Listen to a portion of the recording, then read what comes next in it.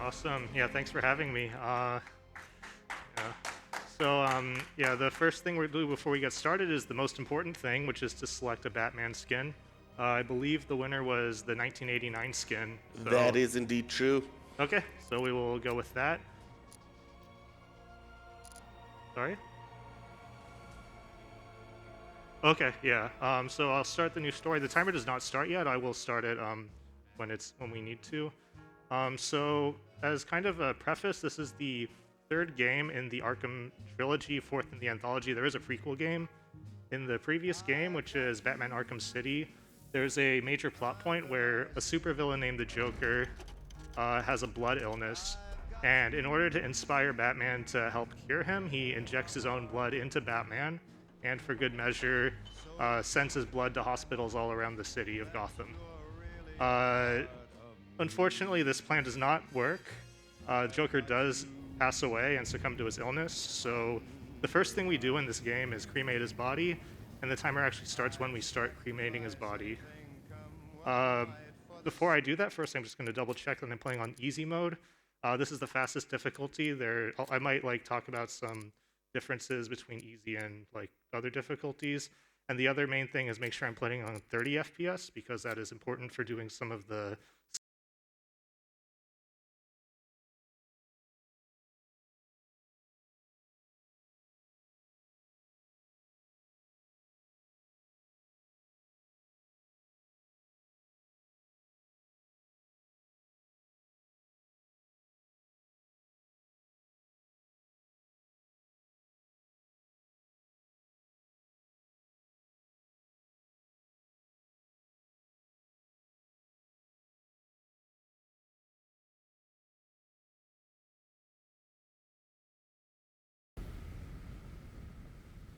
This is how it happened. This is how the Batman died. Okay, so in this cutscene that we skip, what we're gonna basically be skipping is Gordon's gonna narrate and tell us that after Joker died, he expected there to be some kind of power struggle and some kind of crime war, but that never happened. Everything's been actually very peaceful. He thinks something's coming, but in the meantime, everything's fine. We're playing the role of a police officer. We're in Polly's diner. There's a nice waitress here named Sharon who's taking our order.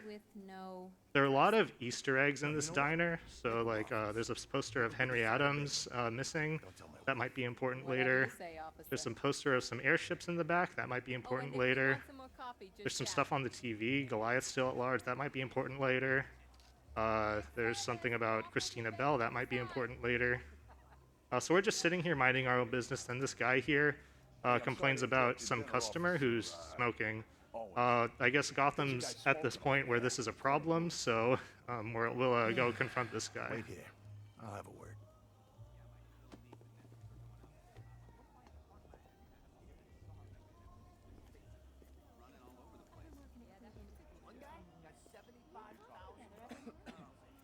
Excuse me, sir. There's no smoking in here. Yeah, I guess he didn't like being told to stop smoking. And so yeah, now we're in this diner and it's a little odd. Everybody has kind of turned into monsters and they're attacking each other. That's a bit concerning. We are a police officer though, we do have a firearm and can defend ourselves. So we will do that when this guy up in front of us attacks us. The fastest thing to do is to shoot this guy. You don't have to. Whether you do or not, it changes some dialogue down the line, but it doesn't actually matter for the run, so we'll just do the fastest thing, which is to shoot him. Then we walk forward, get attacked by these guys, and yeah, that's the opening scene. So what happened here is there is another supervillain named Scarecrow. He likes to release fear toxin everywhere. The fear toxin basically makes you live your greatest fears. And he released a small sample in that diner. So as a kind of a demonstration, and now he's threatening to release it throughout the whole city. So that's not good. He gave Gotham basically 24 hours to evacuate. Everyone's evacuated except for some of these supervillains like Two-Face and Penguin. There's some rioters having a little bit of fun. And then obviously the cops and Batman. We're going to be spending a very big chunk of the run trying to stop Scarecrow from releasing the fear toxin. So I'm going to do the next most important thing, which is to enable Big Head mode, which unfortunately we haven't yet met the donation incentive for it, but it's still running. So I'm going to just enable it to show you what it looks like. Basically, if you notice, before everybody had normal-sized head and hands, but if you enable Big Head mode, it makes their heads and hands extremely large, which makes it really funny. In general, when I do that in streams, people love it, so you guys can get the donations in. It's for a great cause. I'm not sure how much we have remaining, but we have $1,245 remaining for that. And yeah, please do get your donations in, and do remember to put them towards that incentive, because we do want to see that for this run. Yeah, I'll turn it off in a little bit until we meet the incentive. Okay, so we see a bat signal over there. Batman, one of his pastimes is to fly to bat signals, so we'll go ahead and do that. Here, it's Commissioner Gordon. We talked to him. After that, we talked to Barbara Gordon. Barbara Gordon is Commissioner Gordon's daughter. She used to be Batgirl, but then became paralyzed, so now she's just our tech support now. We call her Oracle. She informs us of some cop who's in the middle of the city in a bit of trouble, so we're gonna go rescue him. And Gordon also tells us about a militia vehicle, which is the only real lead to Scarecrow. So anyways, we'll take out these guys. Fight might look a little different than what you'd expect. We'll explain a bit of that.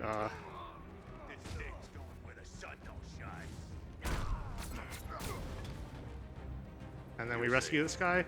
When we rescue the guy, we almost get run over by the militia vehicle, but we managed to get away just in time, and now we're chasing the militia vehicle with our tank, or with our Batmobile. It's not a tank yet. There's also a police officer who's chasing him. Unfortunately, this police officer is about to get blown up right here. So F's for that cop. We're gonna, the easiest way of doing this is to cut him off over here. Hopefully I get this. Okay, good. Yeah, now we'll interrogate the driver, who's gonna give us our first lead for Scarecrow. And I will turn off Big Head mode now. Now, if there are any messages, this would be a good time to read them. Wonderful. We have a $25 donation from Mike the Whiz Kid saying, "Good morning, good deacon." However, that donation does not go towards any of our incentives. So, yeah, as I said, please do remember to select the incentive or bid war that you want your money put towards on the right-hand side of the donation page. And, yeah, then we can allocate to whatever you want. And you do want the Big Head mode, so please select that. Thank you. Okay, so here in this cutscene, the guy tries to inject us with fear toxin, so we stop that. We're gonna take this and send a sample to Oracle. And then we get our next lead on Scarecrow, which is this safe house. It's actually like really close to where we are. Obviously Scarecrow's not there. We'll actually find Poison Ivy is there with some militia people, so we'll fight them in like a standard like strange way. You should really review your security. Aww.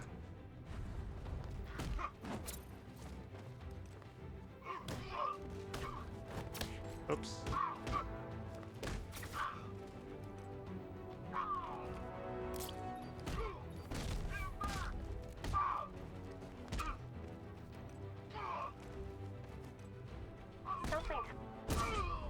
Alright, so basically what we find out when we talk to Ivy is that she's actually immune to the fear toxin, which is pretty cool. But she is a supervillain, so we do want to take her to GCPD. On the way out, we're accosted by some militia people and some tanks. So fortunately, our Batmobile also turns into a tank, so we'll be able to deal with them pretty effectively. The Batmobile and the Tankmobile, which people like to call it, is very polarizing in this game. A lot of people don't like it. It's not that bad if you're, especially in keyboard and mouse, it's a lot easier to use than on controller. Anyways, we're gonna do basically our first tank battle.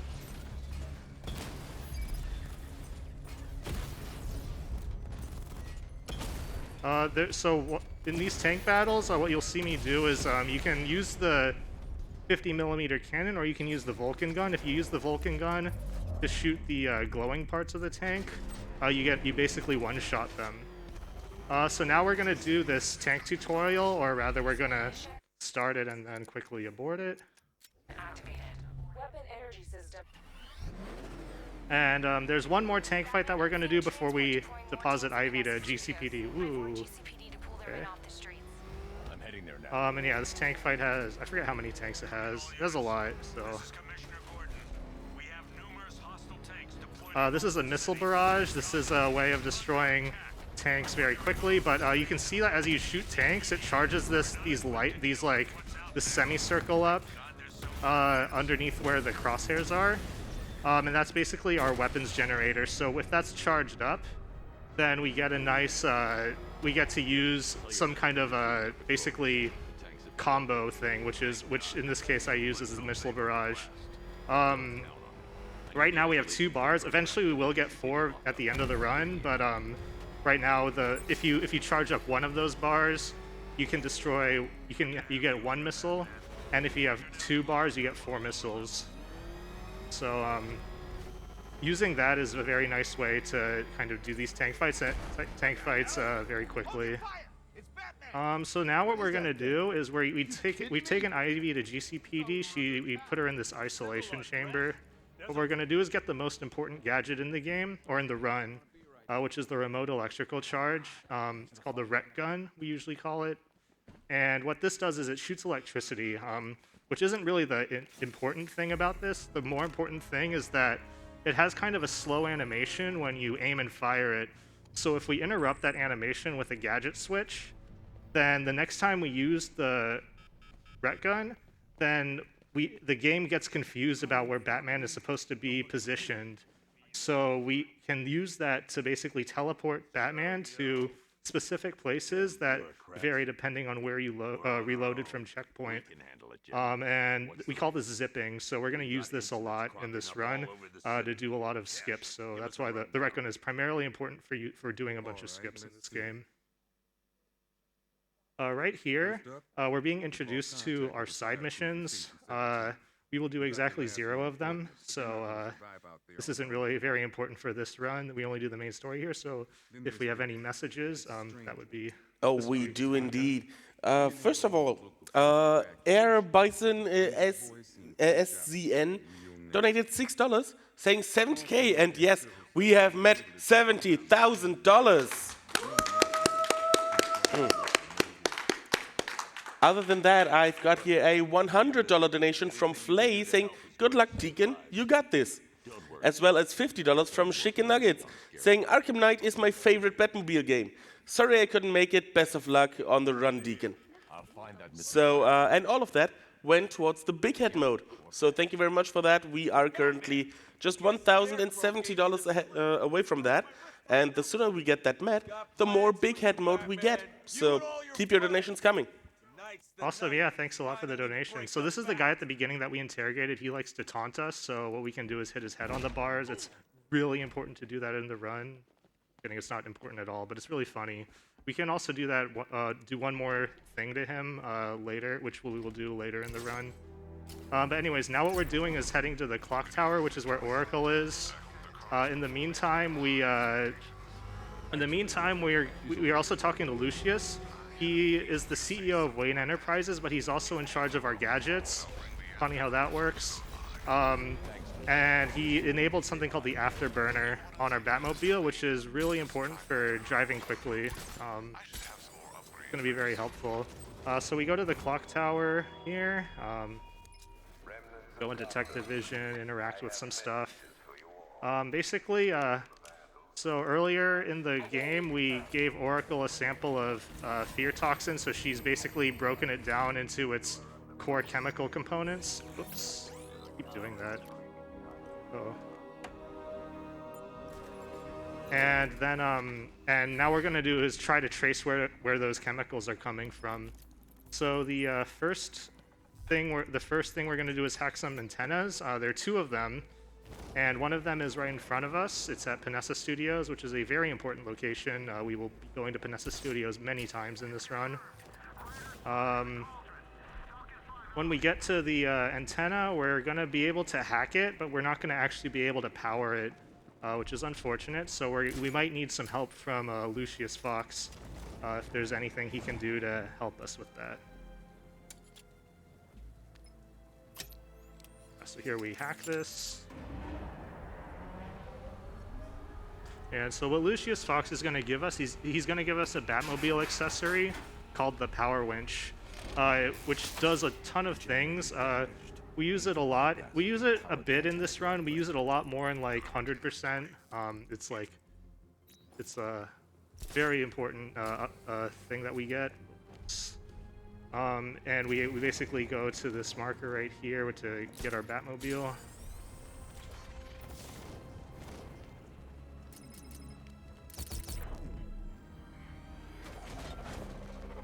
So our Batwing drops off this gadget for us, and we can use it to do a few things, which we will basically get a tutorial of right now. So the first thing we can do is pull down objects like this Rail Station sign.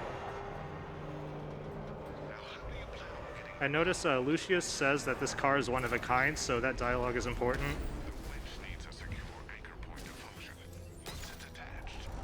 You can use it to pull up ramps like this.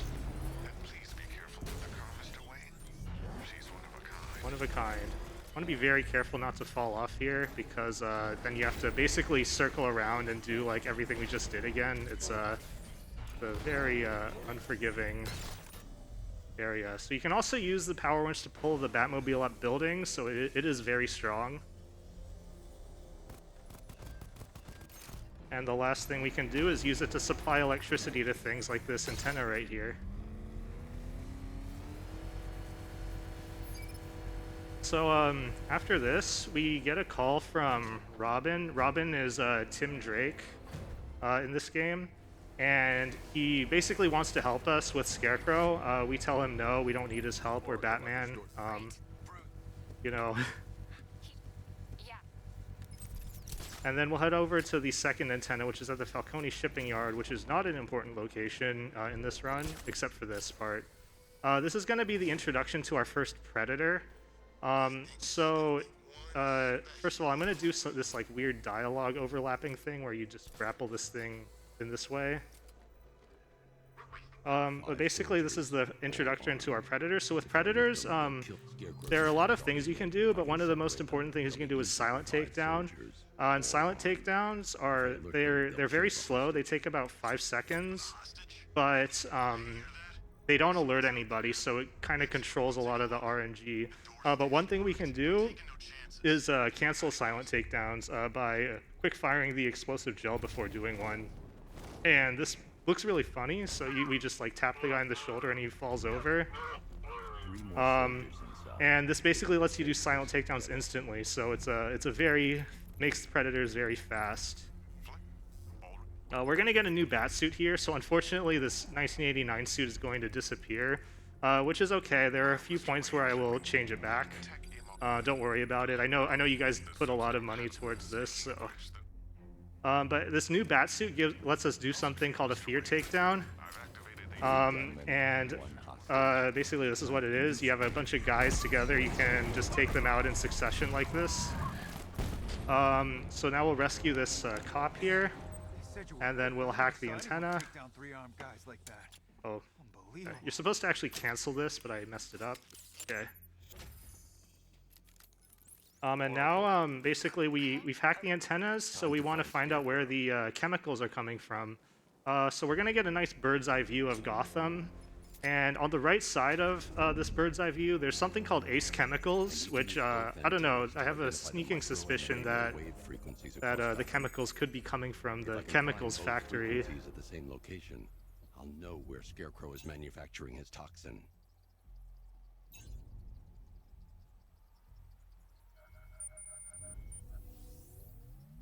The radio. Oh, hey, what do you know? That's what a twist. That's where Scarecrow's producing the toxin.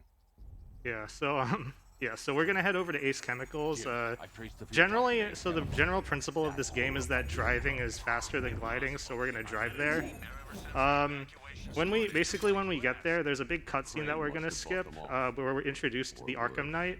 This Arkham Knight really doesn't like Batman. He wants to kill him, but Scarecrow's not going to let him. Because Scarecrow really wants to just humiliate Batman. He wants to show the world that Batman is a human just like everybody else who's scared of things. This is a very elaborate way of doing that, but you know, supervillains do supervillain things, you know. So when we get here, what we're supposed to do is grapple to the top of Ace Chemicals, and we'll trigger a cutscene. Oh, whoops.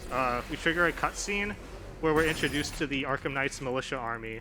But that cutscene is very long, so what we're gonna do instead is skip that. So the way we skip that is first we will use our line launcher. This just gets us to the end of the bridge faster. I'm gonna also get an upgrade. This is an important upgrade, the critical strikes. If you saw the Arkham Asylum run, you saw how powerful it is. You can basically two-shot enemies on easy. Anyways, what we'll do is we'll glide here, and we grapple here, and then we will glide right on over the cutscene trigger. And so now in Ace Chemicals, there are a bunch of workers who we need to rescue. The first one is here. There's some guys here who are doing this. Unfortunately, this worker is indeed deceased, so we're not happy about that. We'll vent our frustrations on these tanks guarding the entrance. Gates open. Time to bring in the car. Oops. So we'll use our trusty power winch again.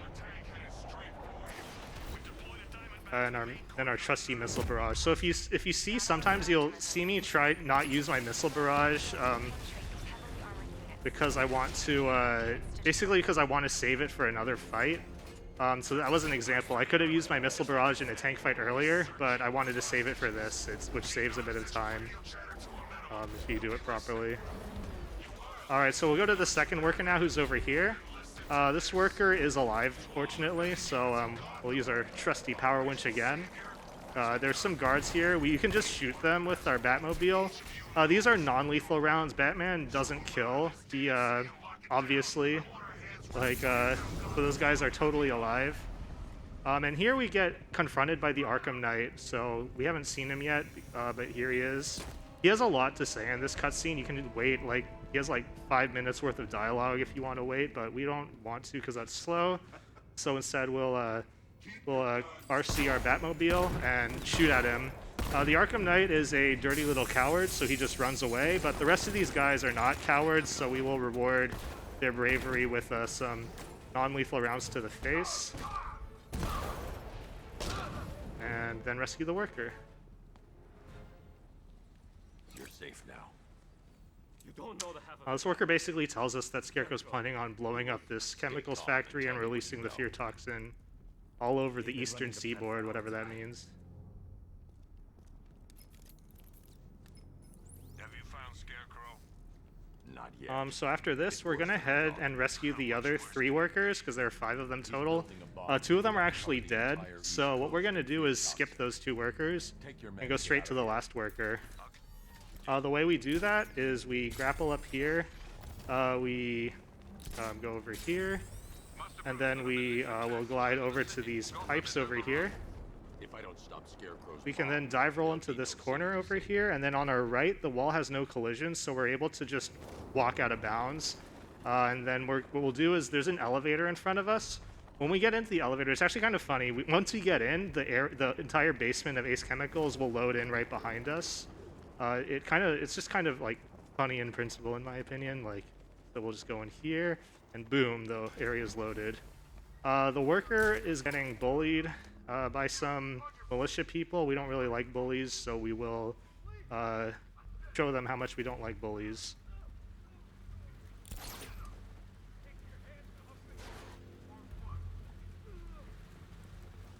Okay, so I usually want to take out this ninja and then this medic, because the medic can be very annoying. And then you'll see critical strikes. 2-shot people.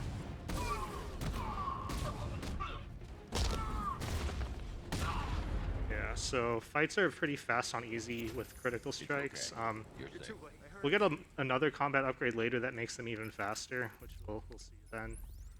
So basically, this worker tells us that Scarecrow is in the middle of the chemicals factory. We'll deal with him later.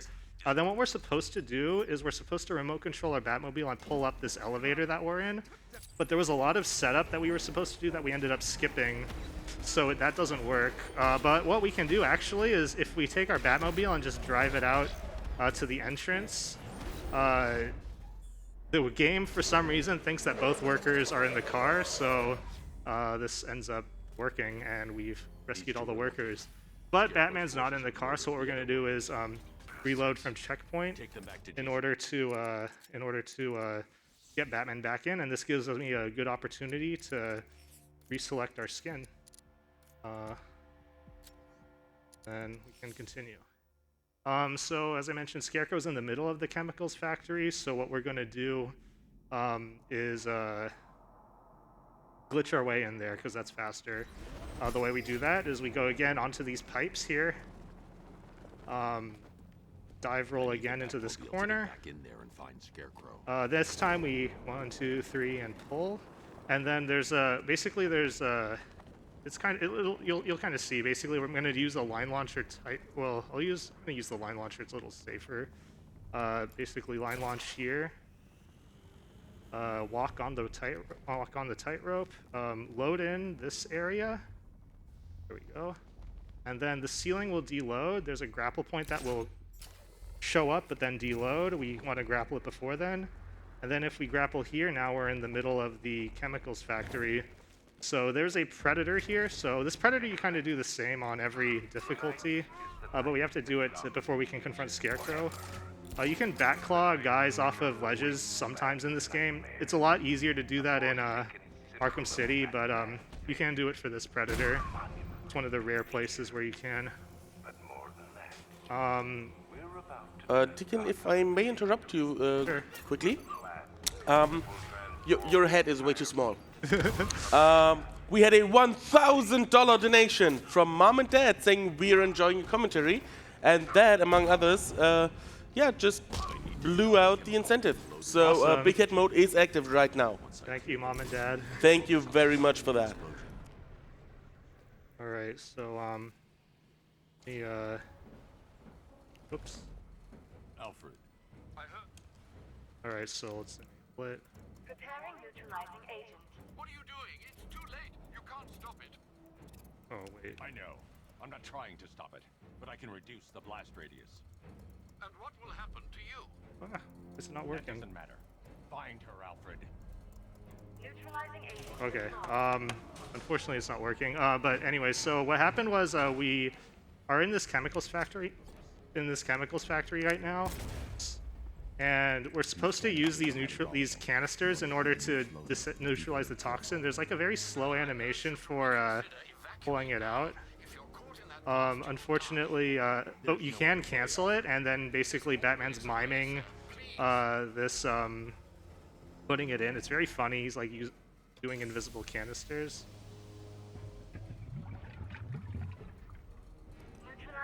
Okay. Really confused as to why it's not working. Anyways, this is the animation that I'm skipping. It's a very My fault they took her. She was aware of the risks, Master Bruce. and then you have to like very slowly walk over to put it in.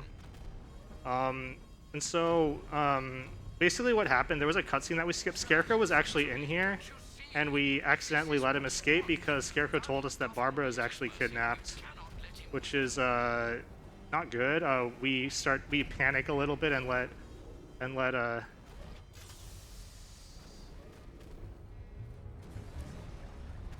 there we go. Okay. So that was our bad. I'm monitoring that facility. You're out of time. Yeah, so we canceled this one. We'll put this one in here. You taught me. Do the right thing. That's all that matters. Master Bruce, I implore you, you must get out of there. If this is about Miss Gordon, you cannot blame yourself for what's happened. Save yourself. And then for the last canister, we have to take this one out normally. We can't cancel it. And then the weird thing, after we pull it out, something strange happens, which is when we turn around, we meet Joker, which is weird because I recall burning his body in the beginning of the game. Maybe this flashback scene will kind of explain it. I think probably at the start of this flashback scene, we're Commissioner Gordon. I'll explain it later, but we can read some messages. Wonderful, thank you. So we do have quite a few more donations that also went towards the big head mode, making it possible to have that met. One of which is Sweet Peeps, the earlier reader, donating $20, saying, I want big head mode.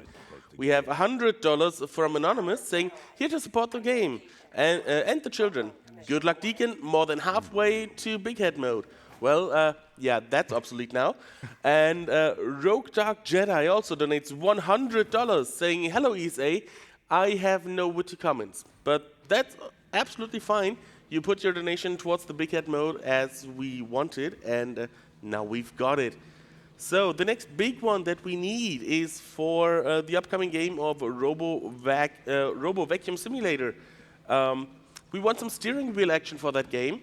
But we still need like $2,355 for that. So please get your donations in if you want some steering wheel action. Awesome, yeah, thank you guys so much for the donations. It's going to a great cause.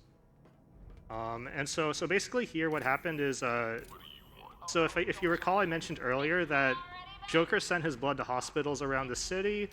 Gordon and Batman tried to get them all, but unfortunately 4 people were injected with their blood. So here's Henry Adams, he looks normal, but then there are 3 other people, Christina Bell, Johnny Charisma, Albert King. They are now turning into Jokers. So there's basically a Joker syndrome running loose, and Batman's basically kidnapped them and put them in these cells in order to try to find a cure using Henry Adams. Then there's a 5th cell. The 5th cell's for Batman because Batman also has Joker's blood in him. And what we're finding out is that whenever Batman is injected with fear toxin or exposed to fear toxin, he starts turning more and more into Joker. So this is a very big kind of point in this game, a very major plot point. Although right now, you know, Joker has a great point that we're in this chemicals factory. It's about to explode. We might want to get out of here. So we'll go ahead and do that. There's some guys here. Don't worry about them. They'll be fine. They're not supposed to be there. Neither are these tanks, but we skipped the part where we would have taken them out. These tanks can occasionally provide you with a good damage boost. That was an okay one, but sometimes it also like flips your Batmobile over and it's horrible, but that was okay. Yeah, so now the chemicals factory has exploded. The guys in there are perfectly fine. Batman doesn't kill. But Barbara is still kidnapped, so that's not good. And we need to go talk to Gordon in order to tell him that. We're also debating whether or not to tell him that Barbara works for us because he doesn't know and we don't think he would approve. Just a guess. But we're still deciding whether that's a good idea. So what we're going to do is we're going to glide back to GCPD. I did mention driving is usually faster, but in this case it's not because there are tanks that we have to fight otherwise. On the way, there's also a Predator at the clock tower. We're intended to do it later, but it's on the way. It's faster to do it just now, so we'll go ahead and do that. So this will show you on easy, Predators are really like not a big deal. It's very similar to the new Batman movie where you kind of just run in and just punch people and you're basically bulletproof. This last guy. And then what we're gonna do is we're gonna get something called storage, which basically what this is you aim and fire a ret gun while you're on a gargoyle and then change to Batarang, which we do by quick firing the Batarang. What this is going to do is it's going to let us do a zip in about 5 minutes, which we will see. But now we're going to go to GCPD. Whoops.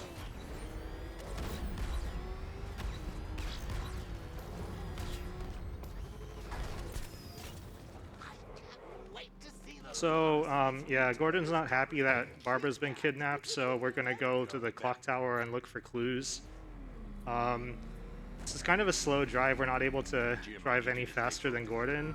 And on the way, we're going to actually be accosted by some militia vehicles, which is not great. We'll have to rescue Gordon from them. This car chase can be kind of annoying. There's like, we'll see how it goes. It's usually it goes okay, but sometimes it can go very badly. You want to destroy them basically before Arkham Knight finishes talking. Okay, so that went okay. It's actually a thing to destroy them too quickly, which I actually did, but what we can do actually is we can block Gordon from driving this way and just get him to a point that's like a little bit closer to where we want to go, or get the objective marker a little closer to where we want it. So this is, oh, there we go. That's actually pretty good. Because what we want to do is we want to drive straight forward. Big head mode is very funny when Gordon gets in the Batmobile here. His head like sticks out. Just get us there in one piece, Batman. We're running out of time.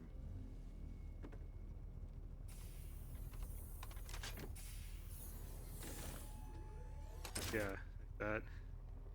And so now Alfred is going to tell us basically there are 3 islands in this part of Gotham, and he's going to tell us how many tanks there are on each island. We don't really care, so we're going to just skip his dialogue. This is a keyboard-only thing, but yeah, Alfred's never helped us before, so we don't care.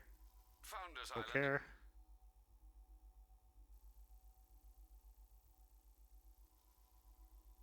Don't care. Yeah. Thanks, Alfred. I'm heading there now. Okay, so now we'll head to the clock tower. There's some tank. Alfred did tell us. We skipped the dialogue, but he told us there's some tanks near the clock tower. We would have found that out anyway, so you know. Oops. Missile barrage there, and then I'll clear the area. Let you know when it's safe to head inside. and this last one. Okay. Now we will go into the clock tower. In this clock tower, we are met with a flashback sequence. So if you recall, basically Barbara, we're gonna see Barbara. She can walk here because she is not yet paralyzed. But then what happens is she gets a ring at the doorbell, and foolishly doesn't look into her peephole before opening it. So he is confronted by a Joker wearing a flashback hat who shoots her in the back. There are also some fish here that are not doing so well. Yeah, instead of looking at Barbara, you can look at like some of the stuff in the room. So there's like there's like a newspaper thing, a Batgirl saves the commissioner, which I think is a reference to one of the DLCs. There's like an Arkham episode about that. Yeah, and Joker makes some tasteless jokes, which are not nearly as funny as I think he thinks it is. And then we're gonna spawn in the actual clock tower interior. And basically what then happens is we tell Gordon that Barbara works for us. He gets mad at us, punches us in the face, leaves, and then goes to find Barbara himself. In the meantime, we're gonna also try to find Barbara ourselves. So what we're supposed to do is we're supposed to go find Barbara, track her to Miagani Island. There's some stuff with Riddler and Catwoman that we get introduced to. Then we track her to some tunnels. We also find the Arkham Knight there, but he escapes, and with Barbara. Then we hear about our next lead, which is Penguin, and we talk with one of our sidekicks, Nightwing, about Penguin. And then we track some trucks to Penguin. And so we're going to skip all of that and go to Penguin directly. The way we do that is first we need to spawn in this wheelchair, which I interact with. And then what we'll do is zip on out of here. And now that we've zipped on out of here, we will glide to where Penguin is. So I'm going to do something called a corner zip. It's very similar to a regular zip, but instead of zipping you directly to a location, it zips you in the direction of a location. So if you watched the Arkham Asylum run earlier, it's similar to the zips there. So and we're gonna use, and basically, and if there's like some really like solid geometry, it'll block your zip. So whereas regular zips will just take you to a specific location. So, and what we're going to use that for is there's this door here. We're not supposed to be able to access it. It opens up while you're tracking a penguin truck. But if we do a corner zip in the right here, we glitch in through the door like this. And that fun fact about that skip, if you have the Season of Infamy DLC installed, it will crash the game if you do that. So that's a very common thing. And then we interrogate Penguin. Penguin gives us our next lead, which is something about Simon Stagg. He has these airships, so if you recall in the diner there was like a poster of some airships. Those belong to Simon Stagg. Simon Stagg has so much money, even Batman won't be able to stop him, something like that. We don't really know what Simon Stagg's deal is, so we'll want to head over there after. It's also always funny to me that like all these supervillains just blab to Batman whenever they encounter a little bit of stress.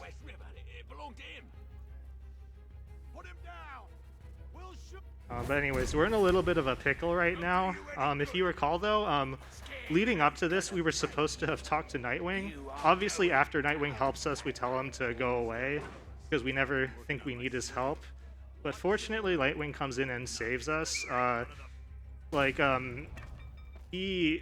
Batman is not thankful. He's never gonna thank Nightwing, but I'm thankful on Batman's behalf for Nightwing saving us here.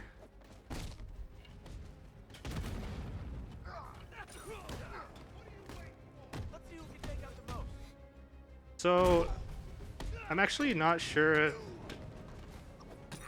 I think Nightwing attacks faster here, so it's often better to use him. Whoops.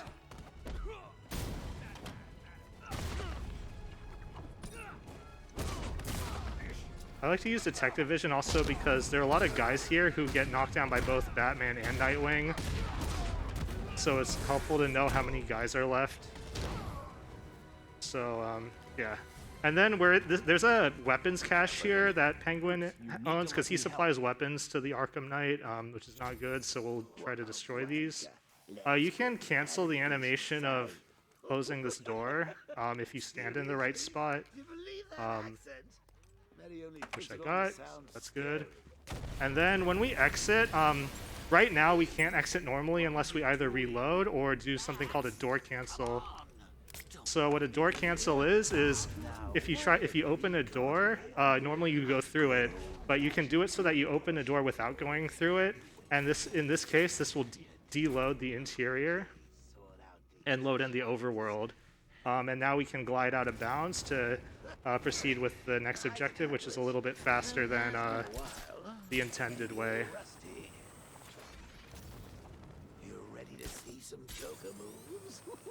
So there are guys here who are trying to ambush us. It's kind of funny if you like listen to their dialogue.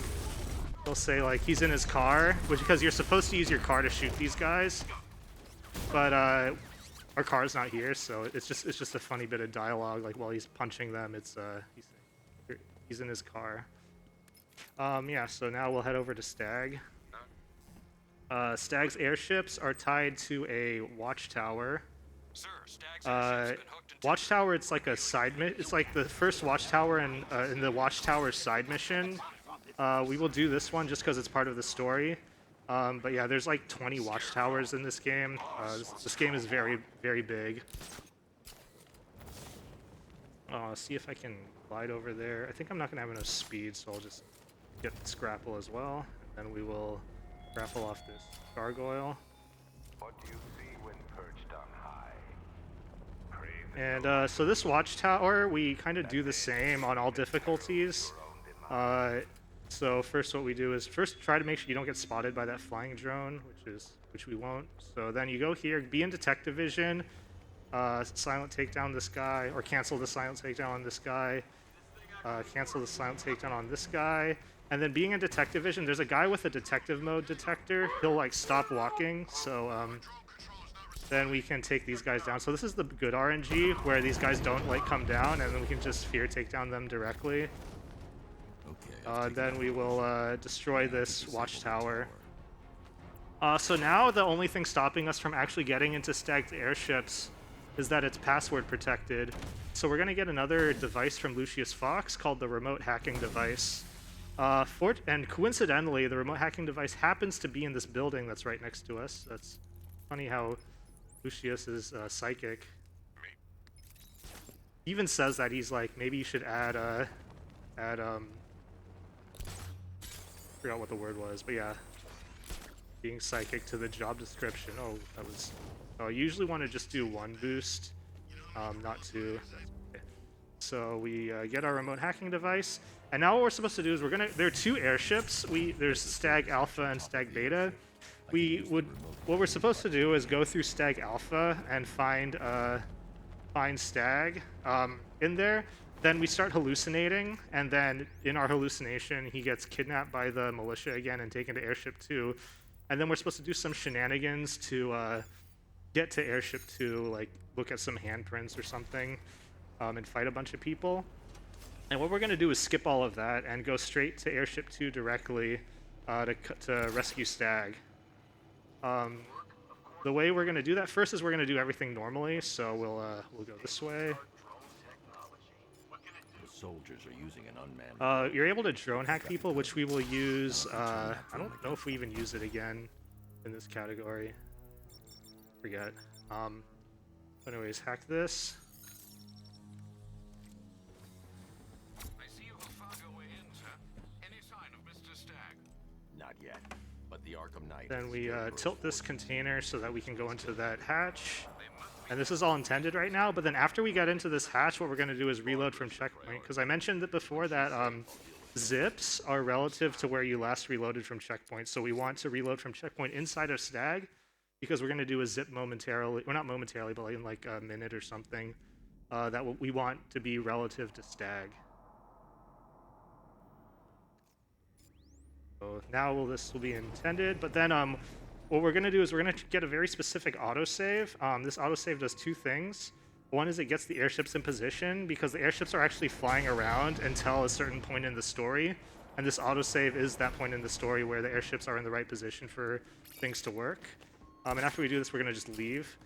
The other thing it does is it gives us something called the one-hit KO on easy, and normal. On hard, it's a two-hit KO.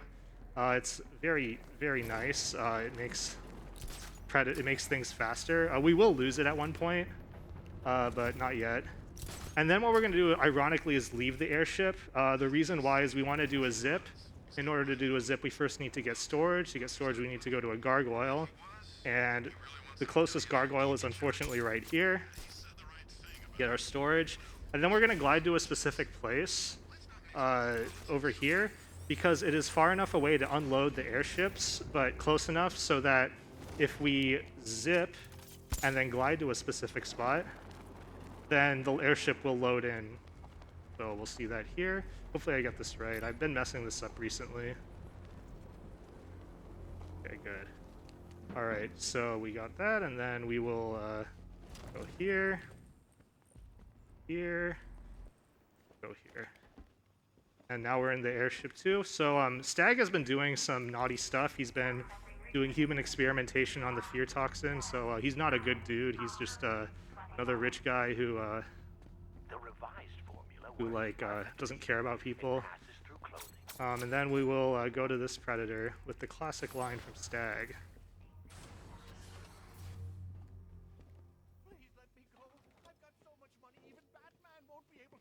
Yep. And then we'll do this predator. This predator will showcase the one-hit KO, how very nice it is. It'll also show how on easy predators are kind of a joke. The main strat for this is there is a minigunner here, and what we want to do... Yeah, so that's the one-hit KO, and then we want to lure the minigunner to this generator here. He's not coming, so we will... Unfortunately, this is on keyboard, so when I try to aim it, I'm going to drop a smoke.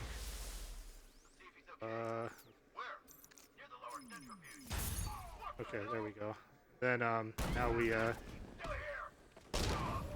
we go. Yeah, so that's a stealth in this game on easy. So now we're gonna get storage because we're gonna do a zip in about 15 minutes, and then when we go here, we will start hallucinating. We'll see 2 scarecrows.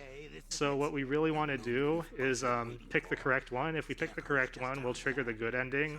I know that ESA is a bit behind. Maybe we can shave off an hour and a half of off the estimate.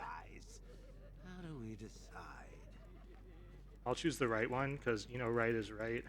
Roll up, roll up. It's the big Oh, I didn't get it. bad luck, bats. Okay, yeah, it was a joke. But yeah, if you actually use cheat engine, like zoom the camera out, you'll actually see both of those scarecrows are jokers. Yeah, and so here basically we've been gassed again. Scarecrow's taunting us, and while he's taunting us, if there are any messages, this would be a good time. Wonderful, thank you. I do want to remind everyone that we are collecting money for Save the Children. And when you do donate to Save the Children, 89% of every dollar goes straight to their mission, changing the lives of millions of children around the world. For example, with a $10 donation, you can provide a mother and child fleeing war with food to last a week. Or like $50. $50 can pay for the attendance of an entire village school in a country like Uganda, including the cost of teacher training and salary, supplies, and curriculum. So every dollar counts. Even as little as $1 is really helpful for Save the Children to do their mission. So please, if you have any spare change lying around, please consider donating. It's going to a really good cause. Awesome, yeah, thanks. So here, the one thing is that the characteristic is that whenever Batman starts turning more into Joker, his eyes turn green. So we saw the first example of that here, and so now we're hitting these guys a little bit harder than normal. And so now, and every time, and so basically he injected us with toxins, so we're turning more into Joker right now, and this part is really funny because now Joker's in our head, taunting us, telling us to kill Scarecrow.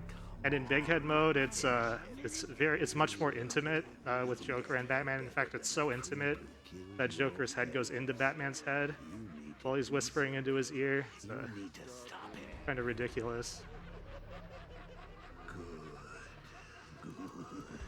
And we'll see that a few times. There are a lot of like very intense cutscenes that kind of get turned into like comedic gold with Big Head mode. So.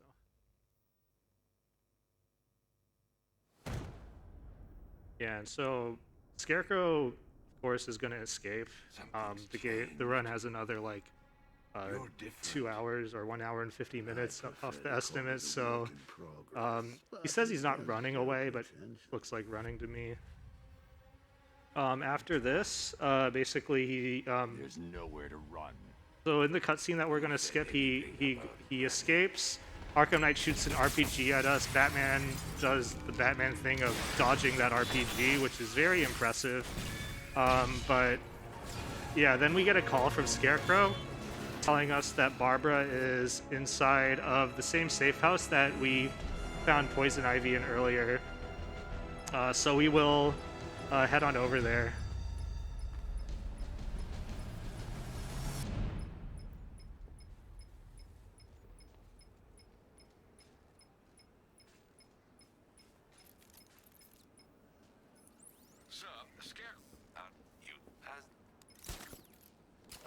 So to head over there, I think this is the movement. I do like a 2-second dive bomb here. So a lot of time when you see me dive bomb, you'll see me say count 1, 2, 3, pull. That's like my cue for kind of getting the maximum amount of speed. And if I do less than that, it's usually just because it's not worth getting the maximum amount of speed to like do those extra seconds. So here in the cutscene we skipped, Barbara is in this area. She gets gassed and she starts freaking out because the fear toxin does that to people. And then she has a gun next to her that she uses to shoot herself in the head to kind of get rid of that. So Barbara is dead. She's like completely dead. There is no possibility that she's alive whatsoever. Because of me. Very sad. Big head and all. Stagg's files have revealed And yeah, Alfred's just consoling Batman. It's very dramatic, but he needs to keep Batman focused to stop Scarecrow. And he tells us about something called the Cloudburst. So the Cloudburst does exactly what it sounds like it does. It creates a burst of clouds, and if those clouds happen to contain fear toxin, he can use it to cover the entire city with fear toxin, which is exactly the kind of thing we don't want to have happen. So honestly, you know, it's been like only a minute since this really traumatic experience happened. We'll just collect ourselves. No more bad memories. No more pain. But then Batman suddenly remembers that Poison Ivy, is immune to the fear toxin.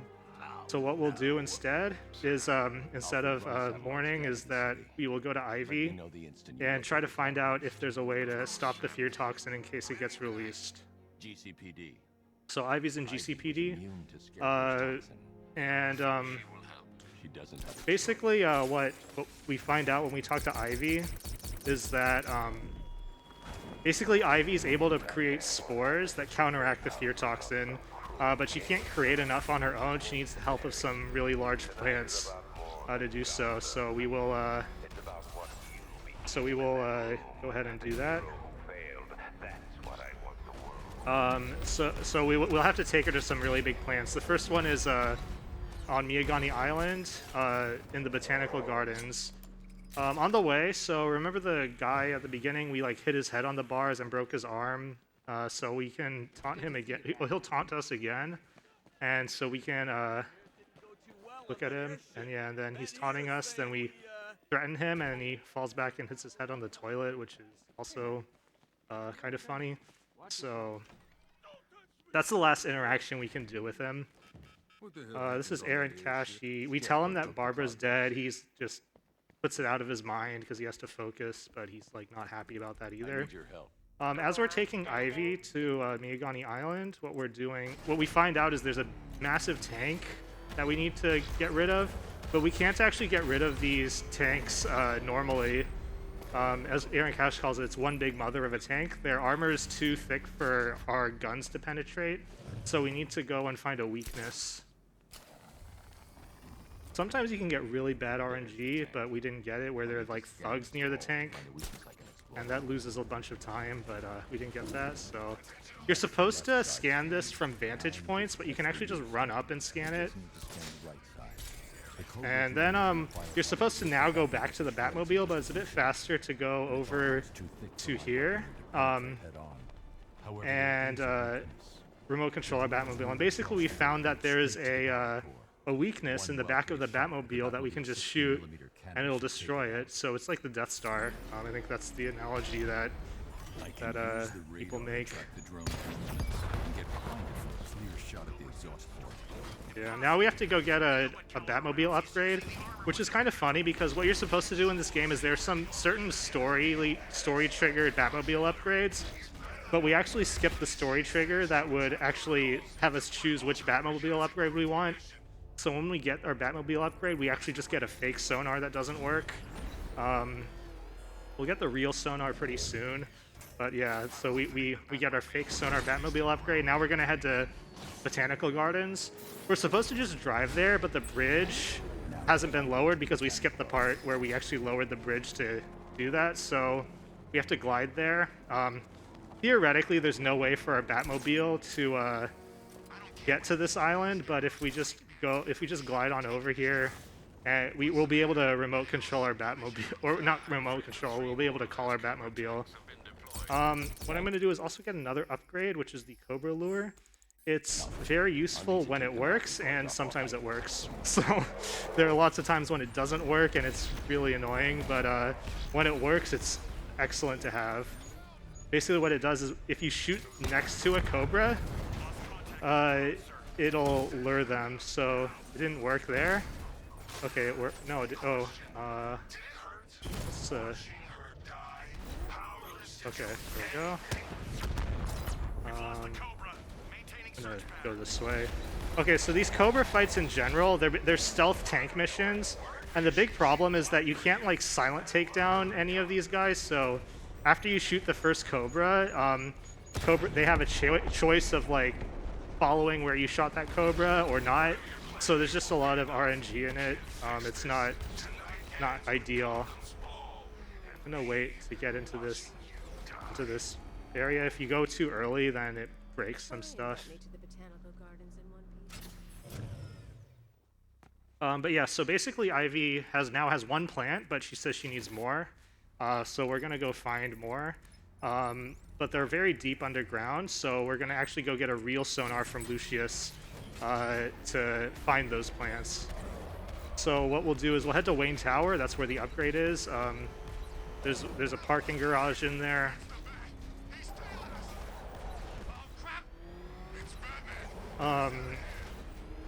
When we get there, we're gonna actually be met with some tanks. So we'll have to give them the standard Wayne Tower hospitality when they get here. Mr. Wayne, the perimeter's been breached. We have some uninvited guests. Not for long. Wayne Tower! Rattler offline! Yeah, and the big problem with this tank fight is that the missile barrage can like hit these posts, so it functionally makes it, which basically makes it not hit anything. It's very annoying when that happens.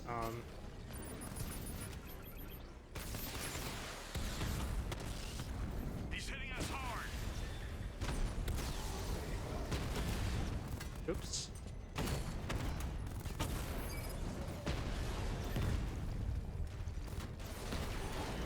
Okay, there we go. Now we will Wayne Tower! get our real sonar this time. Be the last of them, Mr. Wayne. Your upgrade. And now what we'll do is try to use the sonar to find Ivy's plant. You're supposed to like just scan until you find it, but like, I already know where it is. So you do need to do an initial scan though. You need to do a small scan and then you can do your big scan. I'm gonna go this way because it's a little bit safer if you. There's another route that's actually faster, but it's riskier if you get spotted. So I don't really like it. I got spotted, so I'm ready for them, Alfred. this is less risky if you get spotted. So it's I found a okay. way to track the root systems beneath Gotham. There we go. They'll take you where you need to go. And then yeah, we'll scan this. So this will release Ivy's plant, but then while it's hardening, there's a bunch of militia guys who are trying to shoot it down. So we'll one-hit KO all of them.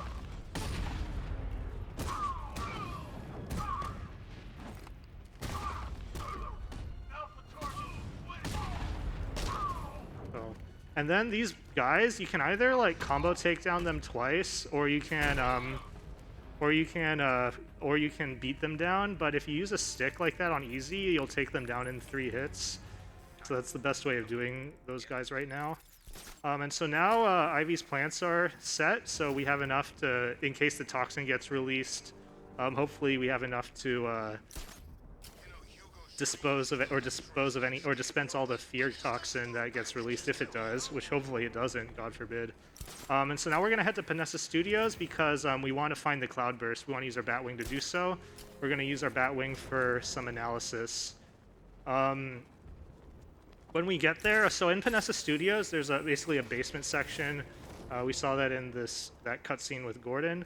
But basically, Robin is there. He's doing work on finding the fear toxin, or synthesizing a cure for this Joker syndrome. And also another fun fact, Robin is engaged to Barbara, and we haven't told him that Barbara is dead, and we're not going to, because Batman is cool like that. We think that he should be focused on this Joker thing, which is important, but I don't know. I think Batman does some stuff that isn't very nice, I think. We're gonna now get the next most important gadget in the game, which is the freeze grenade. This is gonna let us do some skips later on. But nothing you can't handle, right? And basically what we find is when we look at the computer is our Batwing can't go over Founders Island. There's a missile launcher that's causing issues. What we're gonna do is we want to hack this relay drone and get some stuff from it so that maybe we can help destroy the missile launcher, because there are 2 relays we also need to destroy before we can destroy the missile launcher. And instead of going there normally, we're just gonna zip out. This entire overworld is unloaded, which is kind of funny. So you like gliding through buildings. But when we actually get to this objective, this relay drone, this is our next objective. It'll actually load in the overworld. So that's cool. It also has one other side effect, is that we took an elevator down to the basement of Panessa, and that elevator is actually still down there. So if we were to go and try to do the rest of the game normally, we wouldn't be able to, because there's a point where we need to take that elevator back down again. So we're gonna have to do some shenanigans in order to get around that, which actually end up being much faster than the normal way, so that ends up paying off. Okay, so we'll destroy these radars now. So the first radar is right in front of us. I need to destroy the radar before the drone comes back online.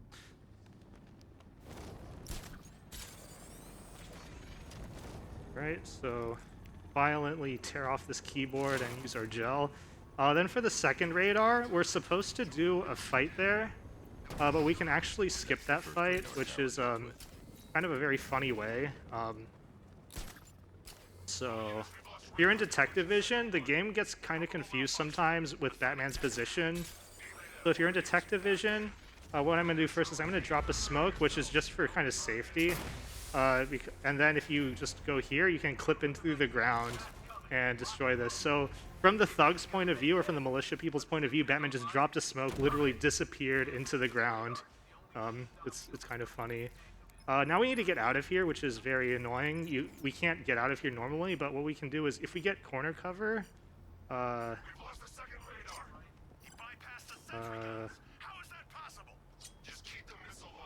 we go. Then we can grapple out like this. So it's very annoying to get corner cover there, actually. It's not easy. Sometimes I get it like really quickly, sometimes I don't get it at all. Like there was a bit slow. Then we have the missile launcher, which is a Predator. Again, Predators on easy are not a big deal, so you just punch people and use our one-hit KO to our advantage.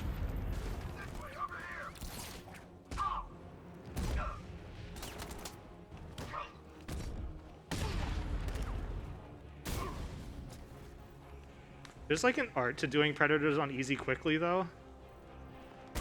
You want to not get shot, and you want to like make sure you keep your combo, then it's like a bit faster. That wasn't that great that time, but it's okay, it's easy, so. And now what we want to do is we want to destroy this missile launcher, but we need our Batmobile in order to do it. So we're going to lower these bridges to get our Batmobile onto this island to destroy the missile launcher. Unfortunately, there are some Cobras here. This Cobra fight is really annoying. It's just RNG. It's very rough, or it can be very rough. But basically, so the first Cobra though, is always going to be here, so I just destroy it first. After that, it's kind of just you reacting intelligently. You can lose like minutes if you don't do things. If you like, sometimes I like to take a lot of risks in these kinds of Cobra fights, which is really bad. If you get spotted by a Cobra, basically you have to kind of wait until they stop spotting you. You can't like go around them. So this Cobra here, what I'm trying to do is I want him to like go there, but he's like taking his sweet time, and then I want to go behind him and take him out. By the way, all these tanks that we're destroying are unmanned because Batman doesn't kill. If they were manned, he would have some other solution. Oh, that's not good. Oh dear. At least he's gonna turn around, I think, because the Cobra lure is there. So okay, all right, this is fine now. Yeah, I think for the marathon, I'm gonna do these fights a lot more safely than I usually do. Be a little more passive. But yeah, that was fine. Okay, so now we need to pull up this ramp in order to have our Batmobile destroy the missile launcher. But the Arkham Knight has brought some soldiers to our location in order to stop us, which I guess is logical. Which is actually nice because we do have some questions for the Arkham Knight, so maybe we can ask them.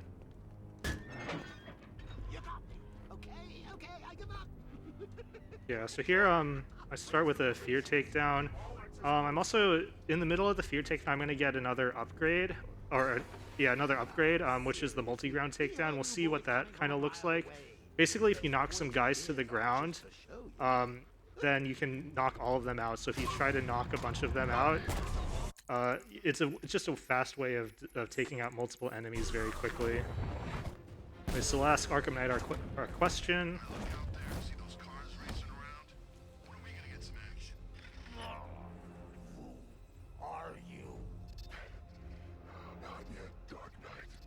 That wasn't very helpful. Anyway, so he runs away again like the dirty little coward he is, so we'll just reward these other guys who didn't. Yeah, so this is the multi-ground takedown.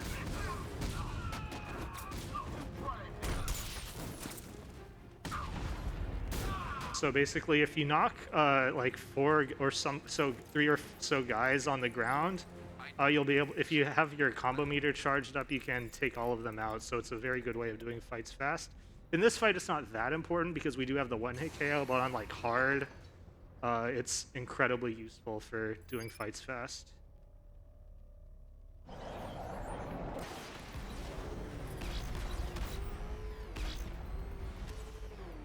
And so if you notice, I also made sure I had my missile barrage charged up, so we can do that to the missile launcher, which is a bit faster. Otherwise, with those missile launchers, you usually have to shoot the sides, and then you have to shoot the middle, so it takes 3 shots to take them out. But that's a bit slow because our 50mm cannon has a cooldown of like right now about like I think like 2 seconds or something. So now our Batwing can fly over Founders Island to look for the Cloudburst. We will look at the analysis at the Panessa Studios. So, oops. Yeah, here we there's like we start doubting our decision not to tell Robin about Barbara for a bit because that's Robin on the left, him. But then we quickly get over it. And this is a very long cutscene, so if there are any messages that we want to go through, this would be a great time. Wonderful. I do want to remind people that with their donations, they are also entered into our prize pools to win one of our many prizes. They start as low as a $15 minimum donation for several pins and other decorative items. We have some Nintendo Switches that you can win with a $50 minimum donation. 3 retro things, also $50 minimum donation, and all of that is accumulative. So if you've already donated like $20 and you want to win one of the retro things, it's only another $30 donation to get into the drawing for that one. And of course, we also have our big prizes, which are 2 Stream Deck 64GB with $75 minimum donations. And 2 PlayStation 5s, one for the North American region, one for the EU region, with $100 minimum donation. So get your donations in if you want to win any of these wonderful prizes and help save the children at the same time. Awesome, thanks, yeah. Those are some really exciting prizes. So here, this is Harley Quinn. She's taken over Panessa Studios, so Robin's in a bit of trouble. That's not good. Harley Quinn was Joker's girlfriend back when he was alive. So she's not happy with us. She thinks we killed Joker, which we kind of did, but wasn't really our fault. Complicated. But yeah, we'll head over to Panessa Studios. So, as I mentioned before, the elevator to the bottom of Panessa, which is where Robin is still down there, so we're not going to be able to take the elevator down to get to help him. So we're going to have to do some kind of alternative. The alternative being, first we'll do this normally, so there's some guys at the top here. We're supposed to fight them. The fastest way to fight them is you go run away from them here and then blow up this generator while they cluster around it. Go.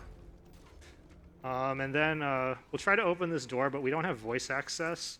But we'll get voice access by synthesizing Harley's voice with a device that we should have picked up earlier in the game, but we actually like skipped that actual part. It doesn't matter because we still have it, but there was a part of the game where we were tracking the Arkham Knight's voice, and we're using that to synthesize Harley's voice. So that's kind of how that works. So we're going to use this to open the gate, but after we open the gate, we don't actually want to go into the door from this side. We want to go into the door from out of bounds. Also in big head mode, this is very annoying because the thumb blocks things. But I think we got that. Good.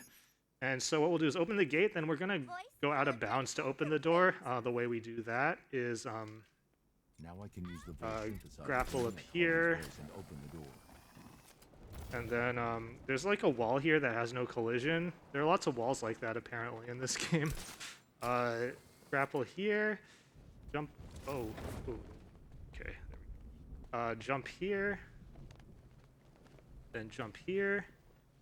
And then we'll open this door from out of bounds and then open it again. We want to wait to skip this cutscene until after these doors open. Because now what's going to happen is the entire overworld is going to be unloaded. And then if we had opened it before the elevator or before the door was opened, this an elevator shaft would be here to blocking us from gliding over into here.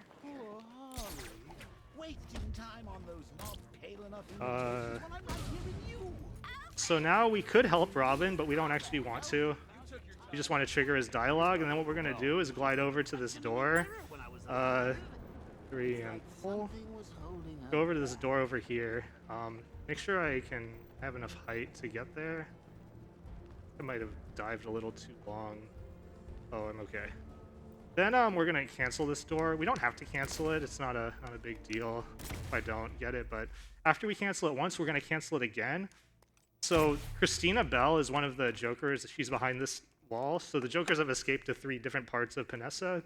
There's a Predator here, and if we cancel the door like that, the enemies aren't going to be able to see us, which makes the Predator much more consistent and much faster.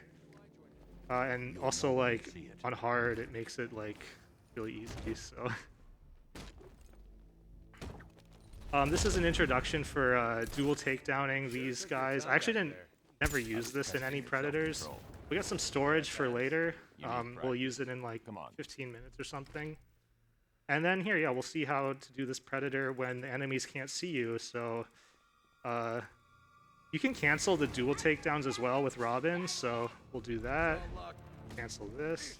Tap this guy on the shoulder. Falls over. This guy, we just tap him on the shoulder as well. There's a guy up here.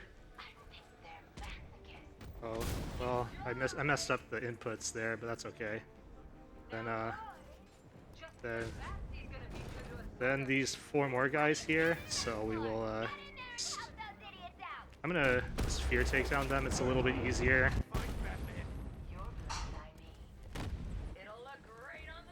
Yeah, so here, Christina Bell's gonna jump out at Robin and claw his face. We don't have to counter her if you do, and just let her, if you let her just claw Robin's face forever, you'll get down to like a pixel of health left, but you won't actually die. That's just a fun little fact that I tried once. Okay, so now this is the first one of the Jokers, so we'll go to the second one, which is Albert King. We're gonna glitch our way there using the freeze grenade like this. And then kind of a critical point, so I'm gonna be safe. I'm gonna just glide into the door here.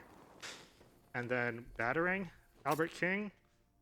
Okay, Albert King is now dead. So normally this fight takes like 2 minutes or something, but because Albert King is now you'll see him in the room. He's not moving. He's like a broken shell of a man. But yeah, then the rest of this fight is very fast.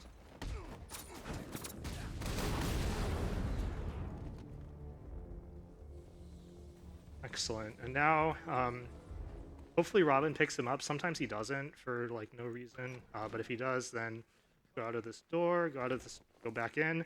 And then what we'll do is go to the next Joker, which is Johnny Charisma.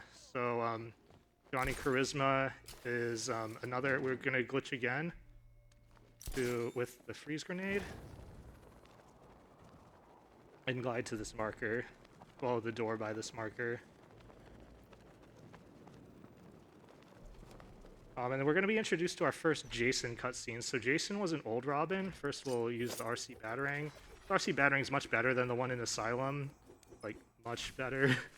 And so this is the first Jason cutscene. Jason was a previous Joker, or not a previous Joker, a previous Robin, who was then kidnapped by Joker and tortured. So we're watching some cutscenes of Jason being tortured. So there are actually 3 of these cutscenes, but we're only going to watch 2. Because we did the glitch to Albert King, we're not going to have to watch the second such cutscene. We only have to watch this one and the third one.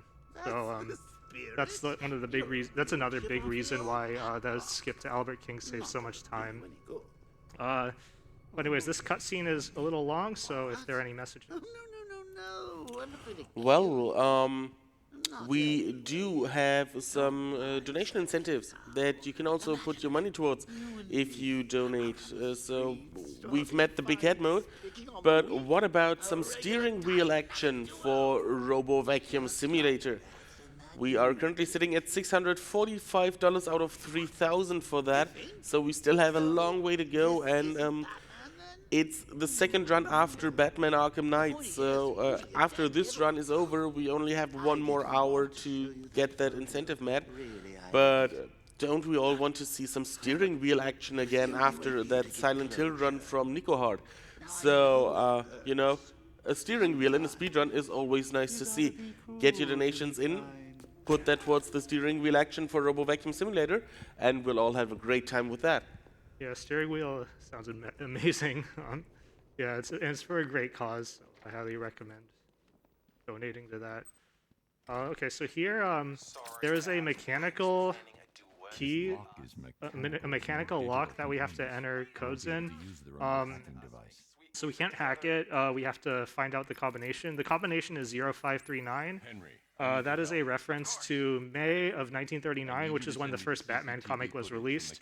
And another thing, unfortunately, I'm going to have to disable Big Head mode because I have to enter the code into a keypad, and Batman's Big Head actually blocks the keypad that I enter it in, and I can't do this blindfolded.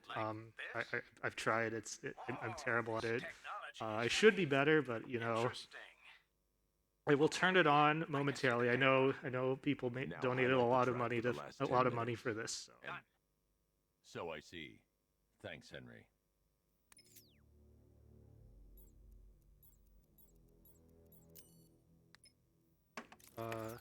So basically, this is Johnny Charisma. He's a singer. Fun fact. So what's going to happen is we're going to start hallucinating him as Joker, though. And fun fact, so Mark Hamill, who voices the Joker in this game, he didn't want to do this game because it's like very hard on his voice. But then he found out he had this singing solo. So after he found that out, he agreed to do it, which is a fun bit of trivia. And here, basically, there are a bunch of bombs around that we're going to disarm as Robin in order to basically stop bad things from happening. There's 5 bombs and then the bomb vest on Charisma, so we'll run around the room and do that. This song's a fan favorite.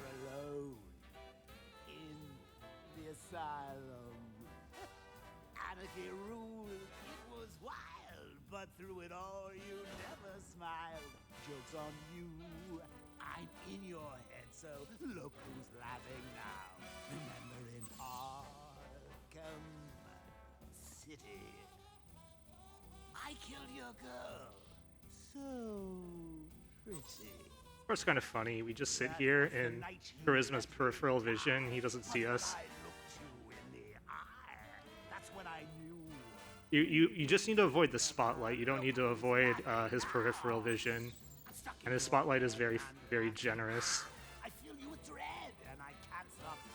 What we're trying to do is we're trying to do this within 2 light cycles. So light spins around twice, basically. There's actually a way to beat the 2 light cycles, but it's incredibly difficult.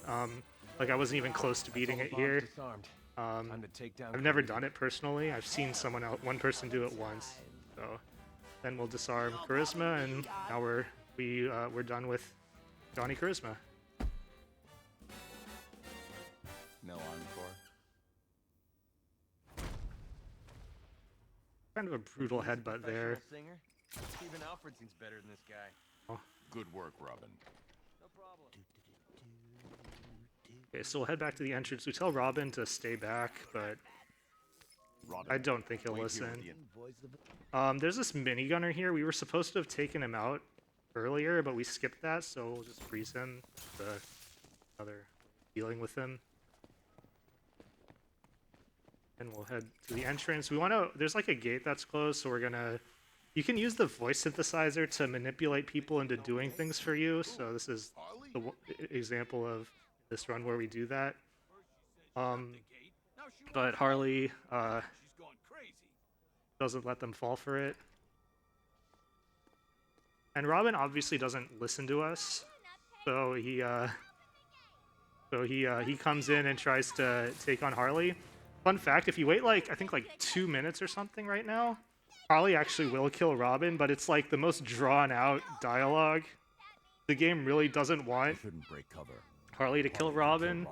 And also if you try exiting the grate, Batman says I shouldn't break cover, Harley could kill Robin, so one thing I do in runs is just spam it.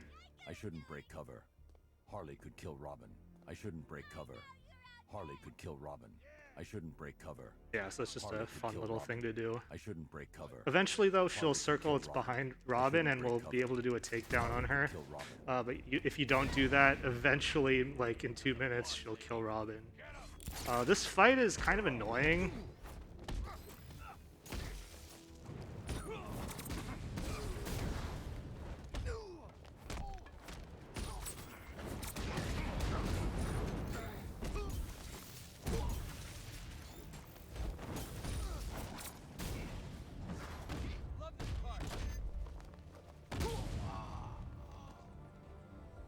Okay, that was pretty good. I'm impressed. For that fight. That fight can go so wrong. We need to get back to the cells. You take Brown. I've got Quinn. Okay, so now what's going to happen in the cutscene that we skip? First of all, there are actually thugs behind this door because we were supposed to have fought them, but we skipped that fight. But then in the cutscene that we skip, what happens is basically Henry Adams, we thought he was symptomless, but he isn't. He actually is a Joker as well. And what he's done is he's killed all of the other Jokers because he wants to quote-unquote purify the gene pool.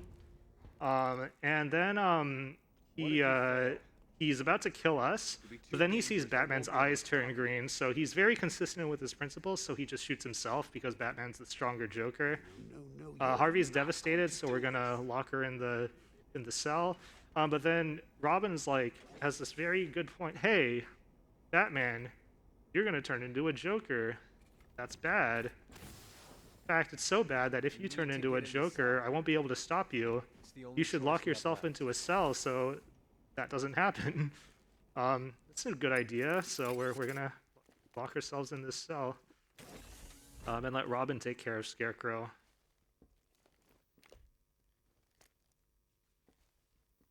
I'm sorry, Bruce, but it's the Sometimes there are guys that are blocking Robin's way, so when he runs, he'll get blocked by them and then just vanish. It's kind of funny. Master Bruce, I'm reading multiple militia forces. So yeah, we'll let him deal with Scarecrow. He can handle it. He's we haven't let him help us at all yet. It's about time that he just he can't do anything with the Joker stuff. I said I'll handle So. You'll be fine. After this, what we're gonna try to do is spawn in. There's gonna be Jason in the middle, and then Joker's gonna spawn in right after him when we look away from this. So I do. So it's a motion sickness alert. So I'm gonna just look back and forth very quickly. A little hard to see if Jason's there because there's a guy blocking him, but there we go. We got Joker. Our cowl is supposed to be here, but because of big head mode, it's invisible. It's it's really weird. But we will pick it up. Ideally, I would crouch walk out of here, but there's a thing that I've done where I wasn't able to, where I soft lock the game. It is really bad. So I'm gonna just walk out. I want to try to alert this guy, but I don't think it worked. If you alert these, okay, there we go. We alerted the thugs, and all these thugs are gonna then run in here into this cutscene. So it's very funny. This cutscene's like a really intense cutscene, like a very dramatic one.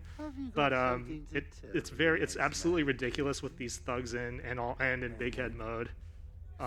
So it's and then also you'll see that the camera like actually works. The thugs are showing up on camera. But this is kind of a long cutscene, so we can read any messages we have. Wonderful. We have a $10 donation from Happy Tree Friend saying, came for the Batman, stayed for the commentary. Well done, Deacon. And we have another $10 from Big the Dave that I can see there in the audience saying, riddle me this, riddle me that. Who's afraid of the big head bat? Me. I'm afraid. Don't worry. He's in the game. He can't get to you. Thank you very much for those donations. Of course, sir. Okay, so Jason is now dead. There's absolutely no possible way that he's alive. 100% dead, just like Barbara, just like Batman's parents. Absolutely dead. After all, you've seen what happens when you. And so basically what happens is this is all in Batman's head. Batman never actually got into the cell. He just thinks that if he gets into the cell, Robin will die. So we decide to do the best thing, which is to lock Robin in here. Kind of, I don't know. Another thing is we still haven't told him that Barbara's dead. We can actually go and tell him after we lock him in this cell, which is like even worse. But that's slow, so we won't do that. We'll spare him, let him just think we locked him in there. But yeah, so now what we're supposed to do is we're supposed to get a Batmobile upgrade. Then we go to Ivy. Fight some tanks, and then the Cloudburst actually releases the fear toxin in the city. So that's kind of the big plot point that we're going to actually skip. After we do that, our Batmobile doesn't work, so we want to go to Stagg to find a way to either get our Batmobile working or to get rid of the fear toxin. So what we're going to do is we're going to do a skip called Cloudless, where we go straight to Stagg. The way that we do that, so what we're going to do is do a zip. So the zip location is right here. I hopefully still have storage. If I don't, it's fine.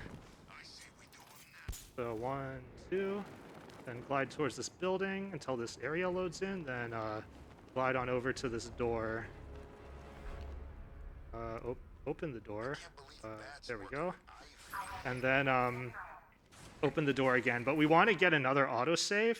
So I'm going to pause to wait for this autosave to finish, and then we'll unpause, and then we'll get another autosave, and then we'll reload from checkpoint. And so this skip is called Cloudless because we skipped the actual cutscene where the Cloudburst releases the fear toxin in the city. So even though we're at a point where the Cloudburst should have released the toxin all over the city, it never actually like physically happened. So what's going to happen is we're never going to see any fear toxin, but the game is going to act like there's fear toxin. So it's a very interesting when people who play this casually are like, wait, how is there no fear gas anywhere? But yeah, so there's a predator here. Oh, whoops, that was not what I wanted to do.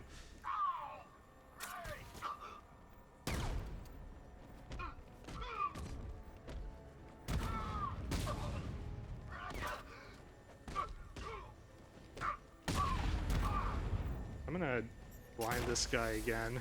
I'm really scared of... Actually, I'm not going to. I'm gonna just take this guy out.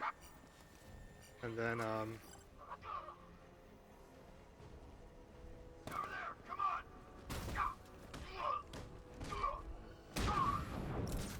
And then there's the last guy right there.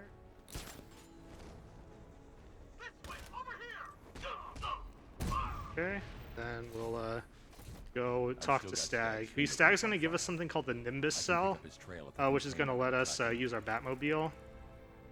And then I'm going to reload from checkpoint here because I want to zip out of here because that's faster. We can't get out of here the normal, the glitchless way, and then there's an alternative way which is even slower. So we're going to zip out of here. And then I'm going to do the most complicated and least marathon-friendly skip in the game. I have some executive decisions I'll make if it doesn't work. Hopefully it won't. It'll be fine. But basically, so first, zip on out of here. And then the overworld is unloaded, so we need to go into here a little bit to load in the overworld. Now it's loaded. So what we're intended to do is, so once we get our Batmobile, basically Ivy doesn't actually have enough plants. She only has 2 big plants to get rid of the fear toxin, and she needs 1 more. So we want to use our sonar again to unleash that plant.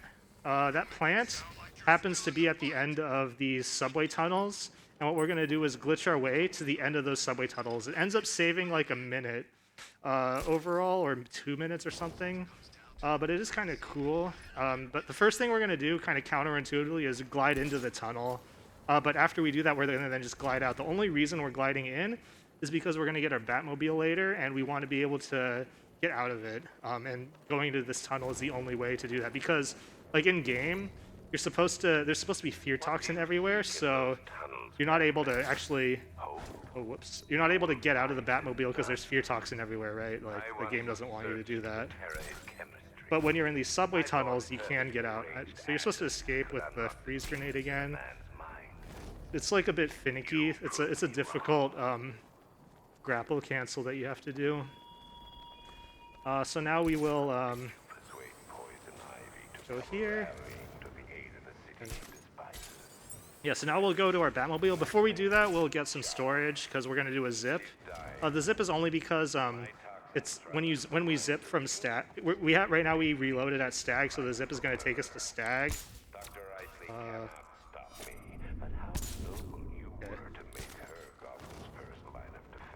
Yeah, zip is relative to Stagg, so that just happens to be closer to the end of the tunnel than getting out like other ways. Okay, so here we're going to replace our power cell with the Nimbus cell. You can actually, there's a point where Joker stops talking and then starts singing us a nice poem.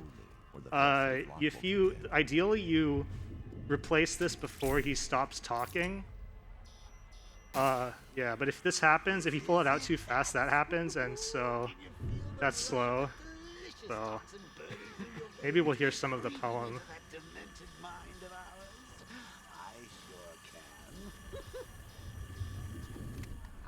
Yeah, some dude will try to hit us. Then you'll see in the background, I think people turn into Jokers. Yeah. And then it's funny here because Batman's choking on this fear toxin that doesn't actually exist. So I guess Scarecrow's fear toxin is so powerful that just the idea of it makes people start freaking out, which is very impressive.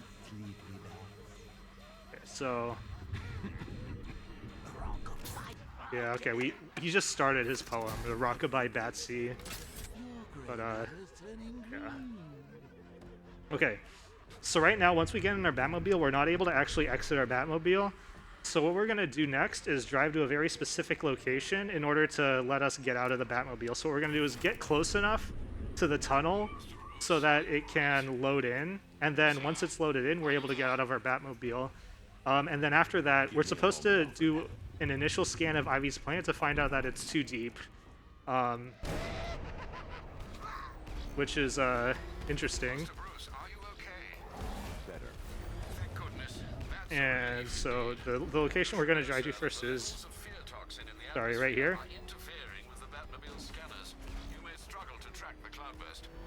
Alright, so you wait here, you look at your mini-map on the right, see when it stops like being all staticky, and then it's good. Then tell me where to find another. There's a tree buried deep beneath Founders Island. The Agani people called her Ayana. Okay, so now we're going to do a first scan at this church, but then it's not deep enough, so we need to go, that's why we need to go into the tunnels. Let's shoot this. I'll make an executive decision later if we want to do that. But basically, so what we'll do is eject from our Batmobile, and then we're going to go into the tunnel again because we want to load it. So it's a start. Send me the location. We want to load it in, and then we're going to do a zip to get to the end of the tunnel. So we'll go, again, we're going out of bounds to this tunnel. There's some dialogue we have to skip with Ivy. Ivy, your plant's buried. So do the zip. Sometimes you hear like a guy falling. And then the real reason why this skip is such a run killer is because what we're going to do is we're going to get to the top of a tunnel, and then we're going to try to call our Batmobile. And depending on like the positioning of these Cobras here, because for some reason, even though the overworld is unloaded, the Cobras are still loaded. These are Cobras we're going to have to fight at some point. And if they're in a bad position, or if they spot us, then it'll change whether or not, it'll change where the Batmobile spawns in. So that's not good. I think we're okay. Oh, no. We're actually the opposite of okay. I think this isn't going to work. Okay, this is unfortunate. We'll try it anyways. Yeah, so the Batmobile went there. It's supposed to go over there. There's a backup for this, which I've never done it properly. Every time I do it, it like never works. We'll try it here. Okay, so now what we go here and try to call our Batmobile. Sometimes ideally it'll, wait, where did it go?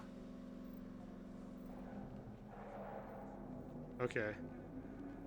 And, usually it'll go into the rocks like that, and I think we're in a bit of trouble. So what I'm gonna do, so normally what I would do is I made an autosave to reload, but I think what I'm gonna do is, so the idea is you want to take your Batmobile and drop it into the out of bounds abyss, and then it'll spawn inside of the tunnel.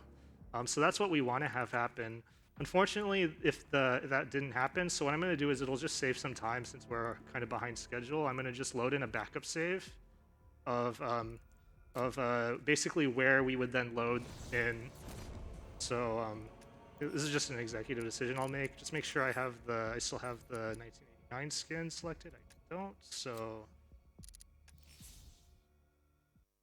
But basically, so we would have dropped the Batmobile into the void, and it would have spawned us basically right here. So now we can do the second scan of Ivy's plant. Ivy, your plant's buried too deep. I need to head underground. And then we do a deep scan.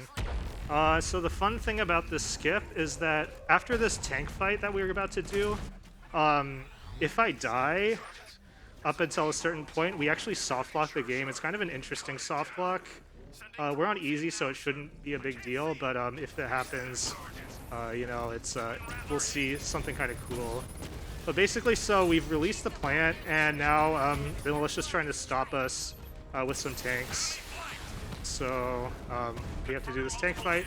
There's a missile launcher that will come down at when the tank counter says, I think, 32. And there's like a strat you can do that kind of sucks, which is to destroy it like immediately by being under it. The reason why it's not a great strat is because so right now there's a missile launcher that comes down at 32 tanks right here, and then yeah, you can be under that tank and then it'll get destroyed immediately. But the big problem with that is that it can kill you, which is not good. And two, it can also like shoot you out of bounds, which ordinarily would be fine because you'll just respawn up here. But I think what happened one time was that one of these like flying drone tanks spawned underneath the ground, so I couldn't like continue. It was very unfortunate. So there are like side effects like that. So I don't go for that anymore yet. We're not at the point where we want to go for that every time. It also requires you to pay attention to your tank counter, so that's always a little difficult. And this tank fight ends when there are 12 tanks left, not 0, because 12 of these tanks are actually from another tank fight that we skipped, which we don't have to do. Okay, sometimes there is a tank that's like straggling that we can never find. I heard it. It saw me. Where is it? Okay, there we go. Okay, so that tank fight is done.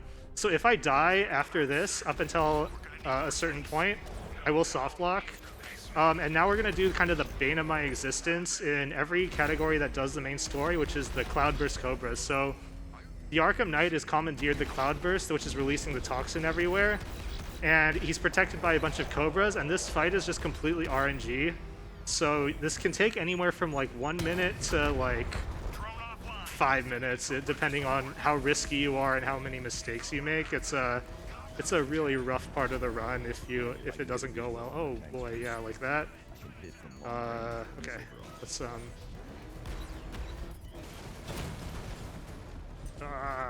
Cobra Lure didn't do anything. Okay, I want to missile barrage the second guy. That's how I usually do it. Okay, I'm gonna get cornered, I think. So,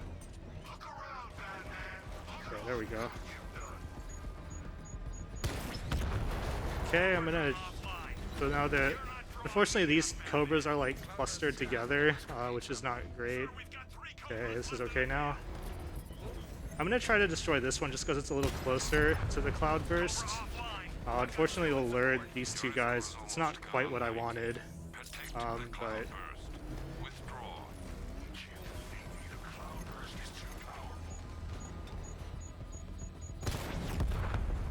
okay, good. So it didn't lure the Cloudburst, so that means that this will be a little easier. Sometimes the Cloudburst and this Cobra can be left, and then it gets much harder.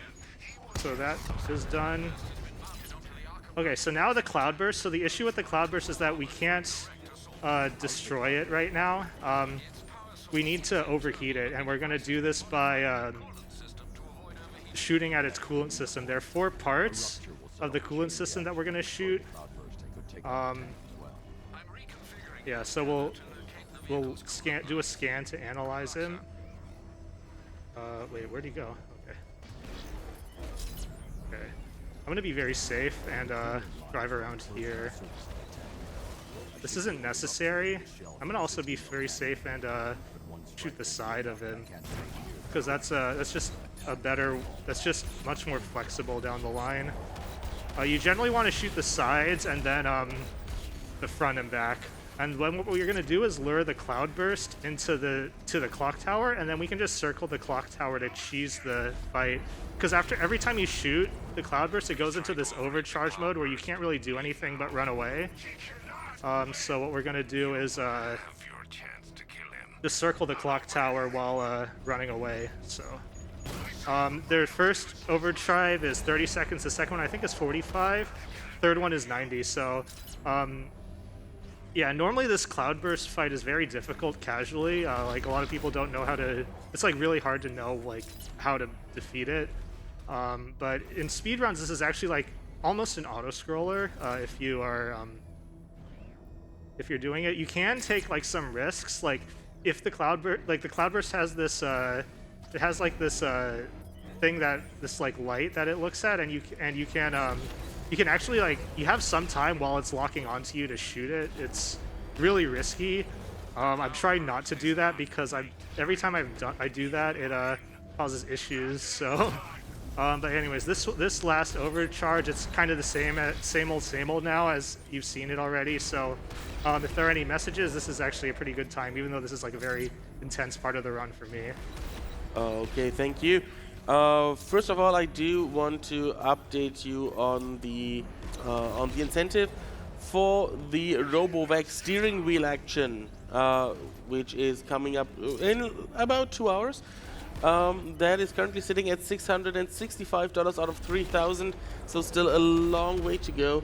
But Twitch chat, I know we can make that, so keep your donations coming. Also, I just realized that we are like $209 away from beating our total from ESA Summer 2018.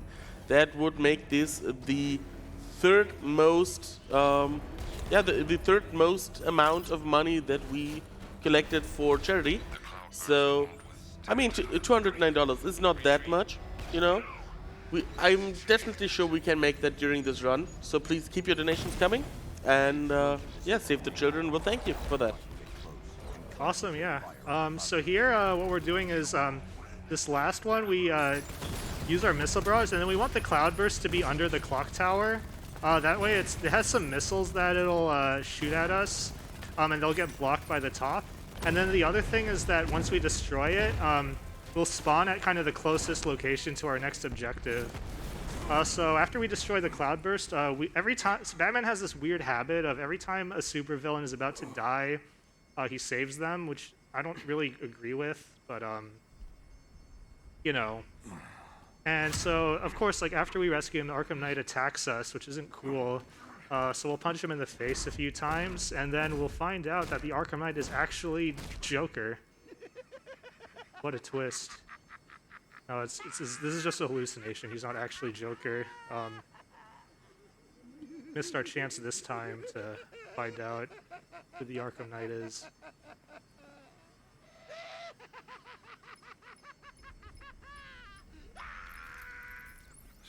Okay, so now Ivy's not responding to us, so we're gonna go to her, find out what's up.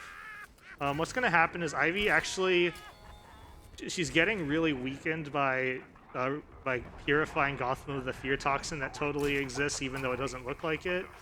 And then she's actually gonna sacrifice herself and turn into basically dust to purify Gotham of the fear toxin. So that's F's for Ivy. She did a very good thing in her last action. And then what we're gonna do is there's a radio broadcast in GCPD. Spoiler alert: it's Commissioner Gordon. So we're gonna have to go trace that. Basically, what happens is Commissioner Gordon's being held in the Arkham Knight's hideout. The Arkham Knight's hideout has two parts. In the first part, we're supposed to do a bunch of basically puzzles to get to the end of the first part, which will then lead us to the second part. And we're gonna do now the hardest skip in the game or in the run, which is to skip all of those puzzles and go straight to the end of the first part of the Arkham Knight's headquarters. So first, though, we're gonna go to GCPD.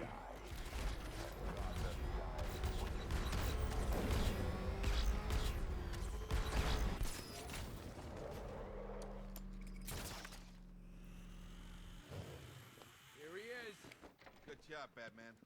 Yeah, nice. Thanks, Batman. I didn't So there's this technician here. We'll just talk with him, do all of his work for him. GCPD is not exactly the most competent at this kind of stuff. Gotham ain't going down yet, Batman. Thanks to you.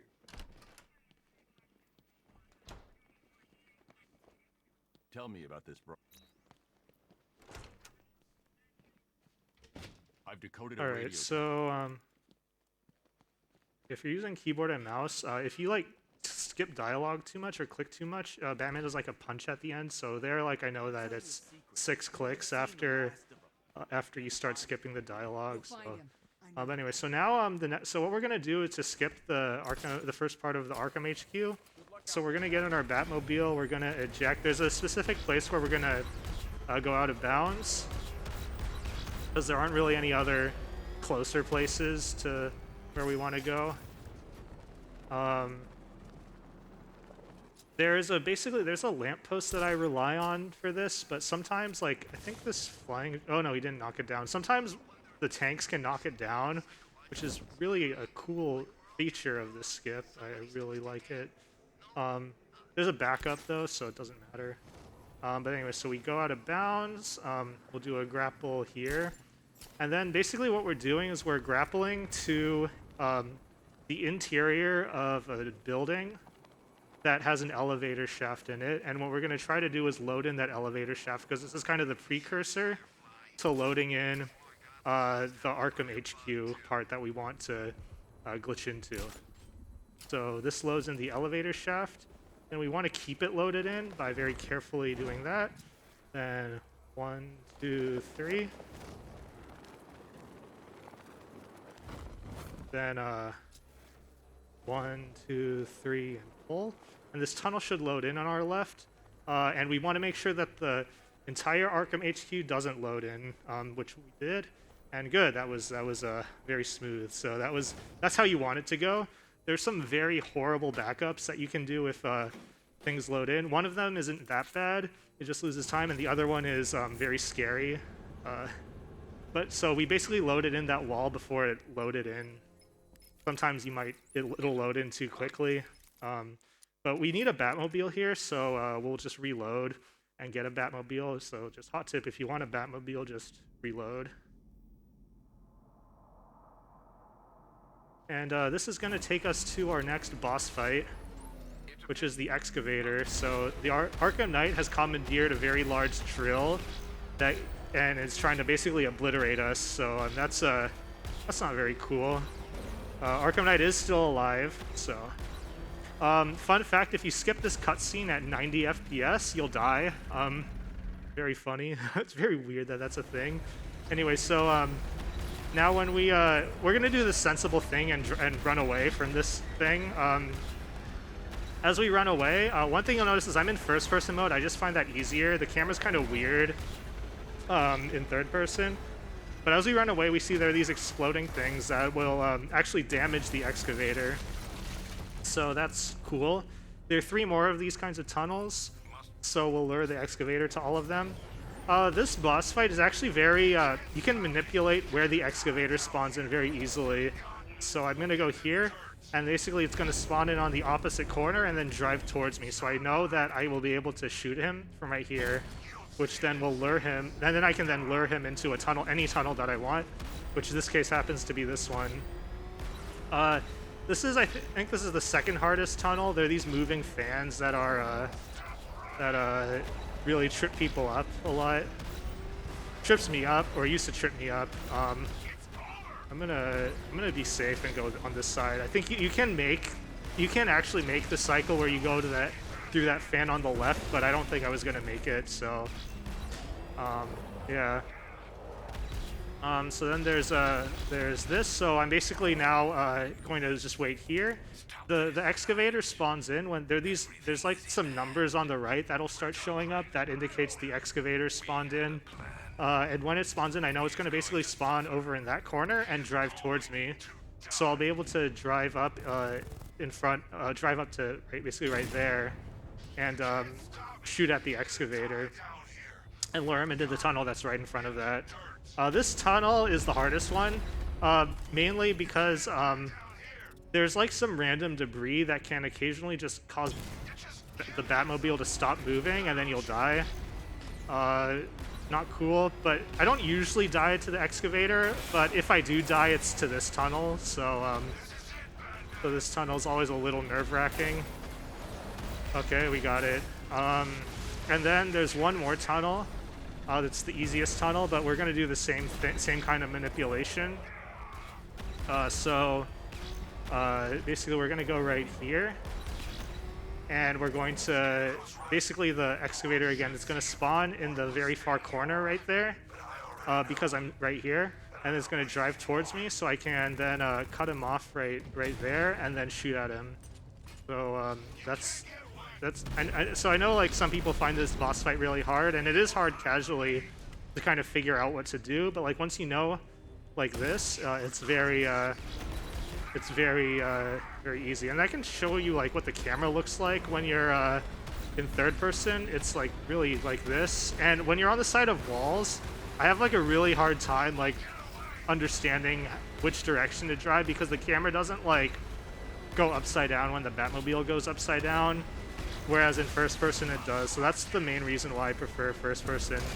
There is a trade-off because you can't see the Batmobile, but in this fight it's definitely worth it, in my opinion. So anyways, so the Excavator is still alive. We're gonna pull this down, and the Excavator is actually gonna destroy our Batmobile, so that's very sad. Well, actually, again, I mentioned the Batmobile is a very polarizing feature of this game, so for a lot of people this is actually their favorite part. But yeah, for me, I kind of like the Batmobile, so I'm kind of sad. But anyways, we got to keep moving. So what we'll do is we'll go to Gordon. Gordon is right where that marker is. He's being guarded by some ninjas and some medics and one regular dude, so we'll just take them out. Ninjas in general, on easy, are not a big deal. On any other difficulty, they're like the worst because they dodge you really easily. But on easy, they don't dodge you any more than any other enemy. And also, like, so in this cutscene that we skip, we find out that the Arkham Knight is Jason Todd. It's very dramatic, and we just skip it. Now we have to defeat the Arkham Knight in a series of 4 predators. This is the first predator. It's very easy. You just run up to him and grapple that. Second one's a bit harder, but this, on easy mode, this is all not really a big deal.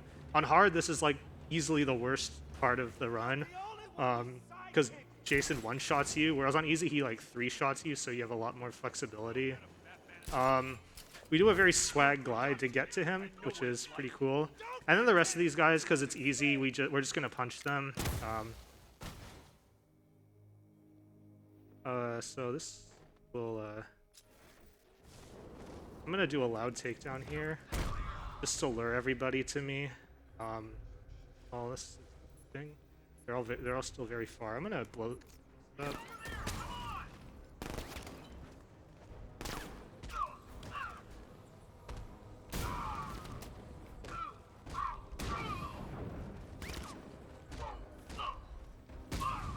There we go. This next part is really, there's RNG in this part because ideally you get actually orientation kind of similar to this, where you can do a fear takedown, but it looks like I'm not getting the right. Oops. And then you only need to take out 4 of the guys here. Then you can just run up to the Arkham Knight. Oh, he's shooting me. Let's not get shot too many times. But yeah, then we can just go to the Arkham Knight, and it will advance us to the next wave without having to take out the other 2 remaining guys. That's just a really weird feature about this. On hard, it's much more difficult to pull that off. You need to rely on good RNG for that. On easy, it's like just like that. Just be a little careful when you don't get shot too many times by Jason. And this last part is easy. You just glide over to him.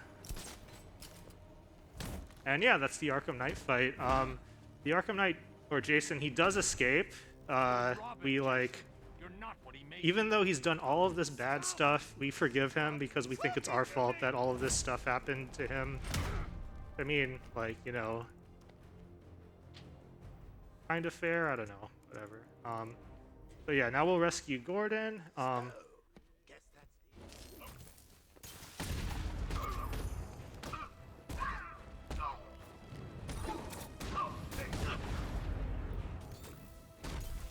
Also, freeze punching these brutes is really good.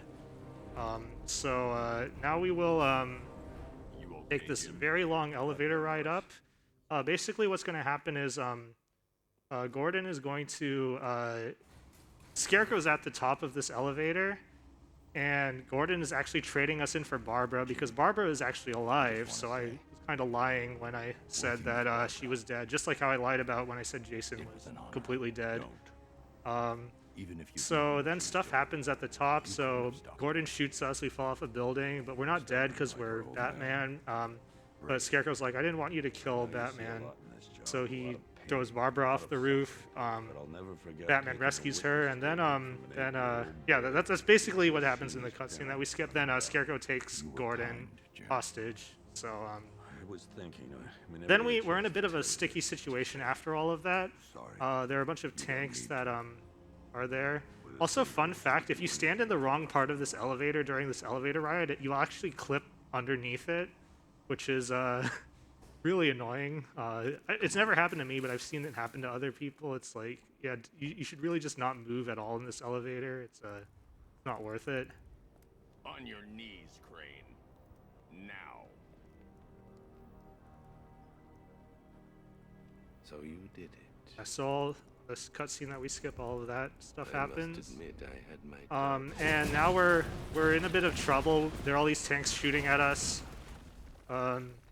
but maybe Lucius has something that that we can use. What? Don't worry. Lucius made a spare. Oh, hey, Lucius has a spare Batmobile. So he did say earlier in the game that the Batmobile was one of a kind. That was a lie, apparently. Or maybe it was code that when he says one of a kind, that it means, don't worry, Batman, I have like another one for you in case you mess up the current Batmobile that you have. So don't worry, be as reckless as you want with this billion-dollar piece of equipment, because I have a second one. What's $1 billion anyway?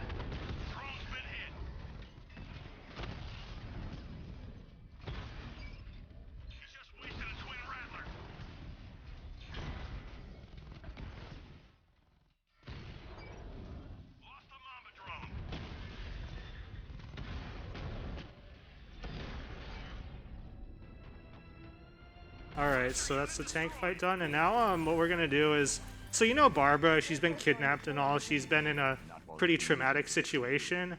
She could probably use a vacation, but you know, instead we're gonna put her in front of a computer, have her work for us some more, because, you know, at the end of the day, Batman's still like a scumbag billionaire boss who overworks his employees. Set up at the precinct.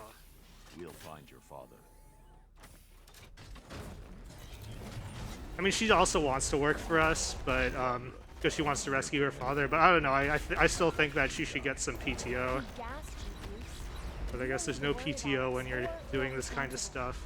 We're fighting with you, not for you. It's good to have you back. Okay, so when we take Oracle to the GCPD, we're we're putting her in front of a computer. She's gonna try to connect to her servers at the clock tower. But unfortunately, it is being hacked by the militia at the clock tower. So we're gonna have to go to the clock tower to stop them from doing all the bad stuff to her servers. Before we do that, I'm going to reload from checkpoint because we want to set up a zip later. Barbara, like 3 minutes or something. Yeah. So this predator. So there's basically a predator at this clock tower. So it's there are 2 snipers and 1 minigunner, and then the rest are a bunch of regular thugs. Snipers are annoying because they do a lot of damage. Although on easy it's not that big of a deal. Minigunners are usually annoying because they're very slow when you don't have like Robin to do a dual takedown with. So usually with minigunners you have to either beat them down or do like some kind of environmental takedown. But what we're gonna do instead is use our Batmobile to just shoot them. So basically, first what we're gonna do is drive our Batmobile up to the clock tower, glide on over to this first sniper, just take him out with a regular takedown or a cancel takedown. Then we'll shoot the minigunner, shoot the other sniper, and then now we can just take the rest of these guys out. I'm gonna just blind this just in case.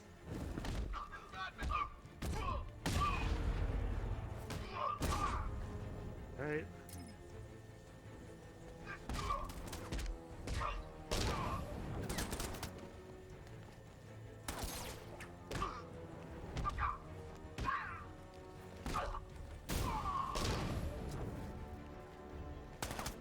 Yeah, so again, there's an art to doing these fights on easy, even though it like looks ridiculous. Basically, you want to. I keep getting shot, and that slows things down, which is kind of RNG, but it's like. And then this last guy. Go. Do you take pride in what you have reduced them to? The mewling babes Whoops. your insults exposed.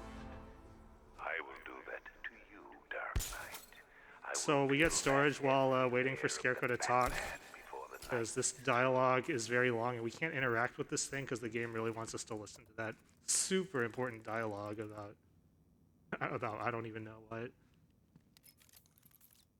So now what we'll do is head back to GCPD and talk to Oracle about basically if she has any leads on where Commissioner Gordon could be.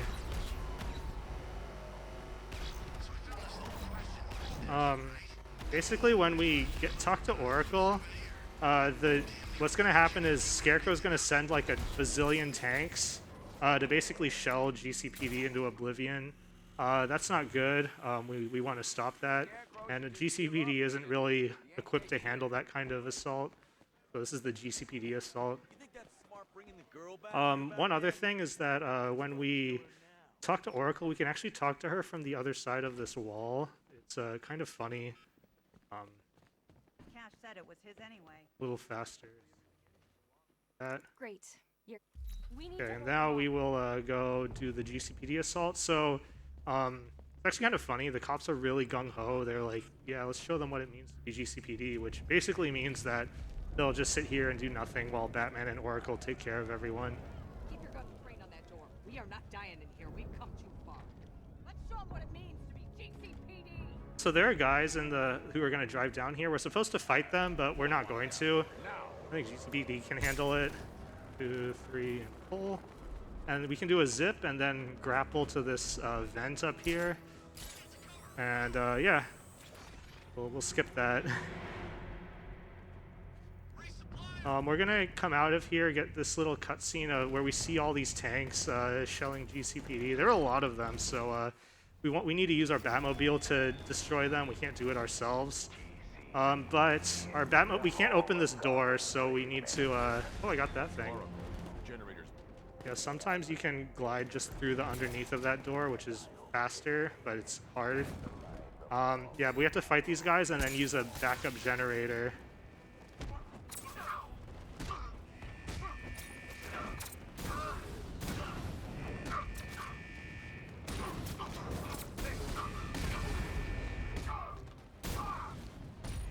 Yeah, so then these shield brutes, you have to either beat them down, or you can use these sticks to do it, or do an environmental takedown. You can't freeze punch them like we do with other brutes. But yeah, that's kind of how you want that fight to go. So that's cool. Now we will do the GCPD assault. So this tank fight is there are a lot of tanks. It's very difficult on hard. There's a way of cheesing it though on hard. On easy, it's not really a big deal. But on hard, if you can just go into this alley, and then they come at you from one direction, and then it's like really easy. But on easy, we don't need to do that.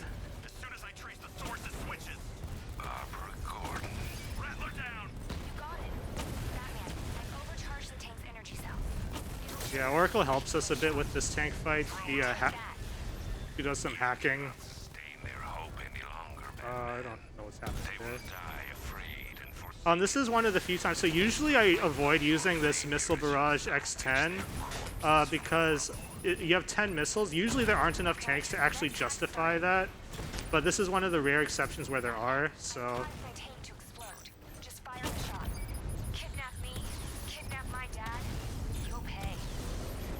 Oh, I shouldn't have done that. Whatever.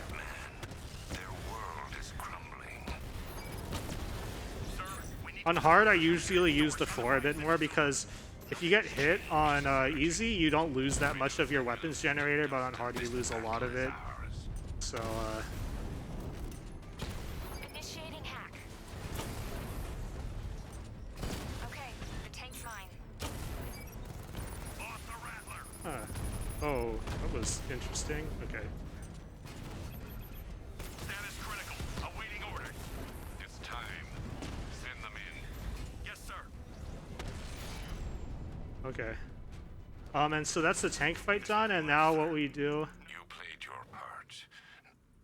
All drones destroyed. So now this last part is the militia are now trying to get in through the roof by an elevator, so we're gonna have to fight them. This fight is kind of hard. On hard, on easy, it's not a big deal, but it can be very slow if you don't do it right. But so I start out with this fear takedown just to get rid of the shield guys.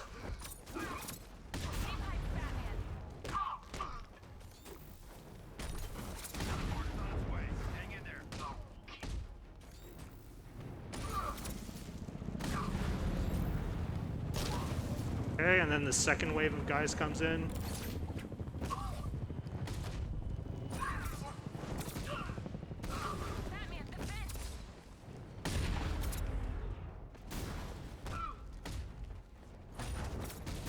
go. And then there's one final wave of guys. This wave is a bit trickier. There's like a shield brute. Ah, no. And there are medics that revive our ninjas. Very, very irritating. I'm gonna just backclaw this guy.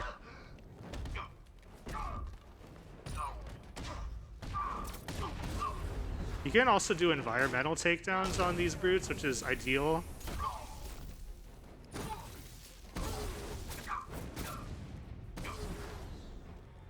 Okay, and that's that fight done. So now what we're gonna do is head over to Panessa. It's kind of funny. We're just heading there because that's where the next objective is. What happens is we're gonna get a dialogue with Oracle, and she's gonna basically say, "Hey, Scarecrow and my dad are there." Kind of funny because you know we're here and they're not here, so the game does not expect you to be at this point by now. So open. And basically, they've kidnapped Robin because you know we locked Robin in a cell. He can't defend himself. Obviously, like this place has been broken into before, and Batman just locks Robin in there for it to get broken into again. But anyways, I guess that's just a little oversight. It happens. We'll go here. And then basically Scarecrow's going to tell us, hey, you need to turn yourself in, Batman, otherwise I'm going to kill Gordon and Robin. So, I don't know. I guess we'll do that. Yeah, when we get to the top, Barbara is really mad at us because we just locked him in his cell to where he couldn't defend himself. So, he says we need to do whatever it takes to get him back. And there's a way, so to get the next objective, there's a zip we can do, or it's a corner zip that we can do. It saves, like, I don't even know if it saves time, but it's pretty cool, so I'll just do it here. I usually don't do this.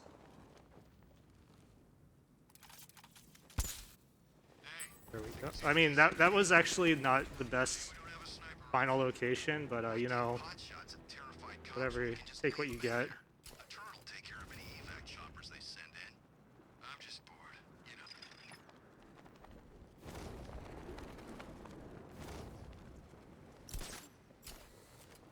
Alright, so we will get into here and turn ourselves into Scarecrow.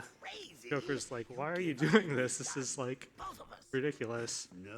And then, yeah, what we're gonna do is basically deposit our utility belt onto this table and get into a truck, which seems like, you know, the worst idea imaginable, but this is going to be some pretty long cutscenes, so if there are any messages, I think this would be a pretty good time. I'm sure that you're scared of what will happen when I tear that mask from your face. What will we find? Your true identity, or proof that without your mask, you are nothing? Oh, sorry, I Got a little distracted. However, I do want to remind you that we have some wonderful prizes that you can win.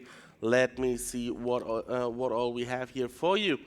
We have, for a minimum donation of $15, a Castlevania pin set, a Pokemon Gen 1 Starters enamel pin set.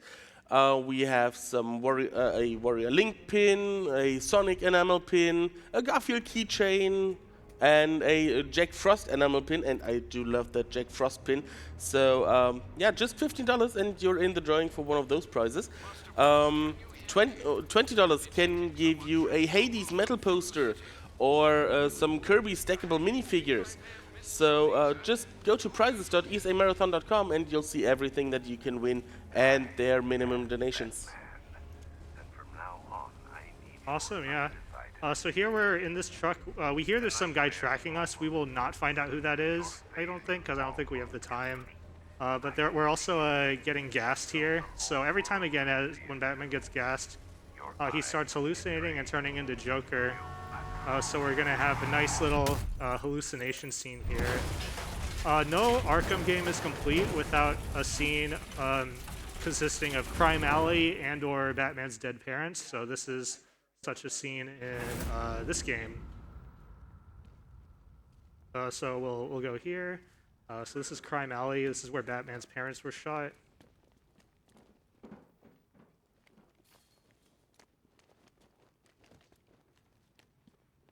Okay, and then parents will spawn in. And basically what's going to happen in here is Joker's going to try to take over our mind, and we have to literally fight him off from doing so. This fight is interesting, it's like funny on easy, because you don't need to actually hold a direction or counter. All you have to do is just punch and make sure you get your critical strikes, and then this fight is like very fast. On normal, it also works, although it's a little harder. There's a couple points where it won't work. Hard, you'll have to hold a direction if you want to go for that, so...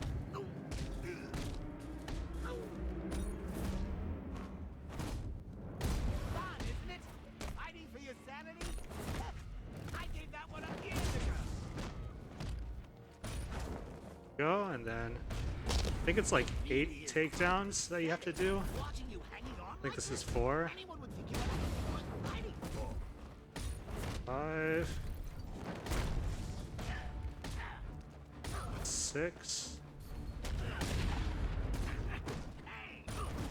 7. Okay, good. And then, yeah, this fight is really difficult on New Game Plus. Because there are no counter icons and you have no gadgets, so that's a thing. And basically, yeah, so we fought him off, but this is only temporary, so we're gonna skip a really major cutscene next, which is Scarecrow has taken Batman to Arkham Asylum, tied him to a gurney, and then he actually unmasks him on live TV, which is cool. Now the world knows that Bruce Wayne is Batman, which I don't think I explicitly said. Hopefully that doesn't like spoil anything for you guys. But yeah, Bruce Wayne is Batman, so that's cool. And then Scarecrow does what he always does. Then after that is he injects Batman with fear toxin. So this is the final time that he injects Batman with fear toxin that now turns him fully into Joker. So what we're doing now is we're hallucinating being Joker. So now we're in a Batmobile. This Batmobile actually fires lethal rounds at these guys. Then instead of a missile barrage, we have something called the Killing Joke, which is a reference to the movie The Killing Joke, obviously, not the comic book. Killing Joke. And the movie came out after this game, I think, but it's still a reference to that, so. And now we get to play Call of Duty Joker Edition. So in this corridor, we'll meet Penguin, which we don't have to shoot him, but I mean we can. He's Penguin. We don't really like him. Groveling, we don't like it. I never could stand groveling, Cobblepot. Here you can shoot Riddler or the hostage, but or both, but you can't shoot neither. I just fire randomly, and it doesn't really matter who you get. This is Two-Face. You shoot him like that. Stop. Stop this madness. Please.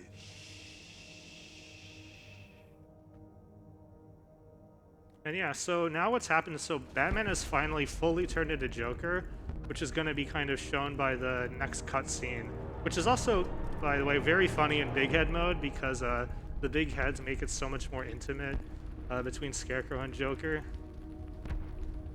And you like zoom out from like Joker's chin like that. But anyway, so what's gonna happen is Scarecrow's like being all menacing and stuff, like he always is, and then Joker's gonna laugh at that, which really throws Scarecrow off, because Scarecrow's like, wait, you're not scared, because he misinterprets this laughter as Joker, or as Batman not being scared, even though Batman has actually succumbed to his greatest fear. Yeah, it's very intimate now with their heads in each other. But yeah, so then what he's going to do is he's going to do what he always does when he thinks people aren't scared, is he injects Batman with more fear toxin. But because Batman is actually Joker, the fear toxin is now going to impact Batman in a kind of a different way. which we will see in this Joker dream sequence.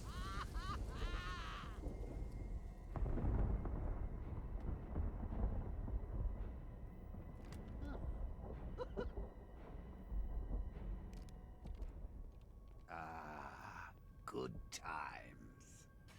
So we see ourselves getting cremated, which is okay, I guess.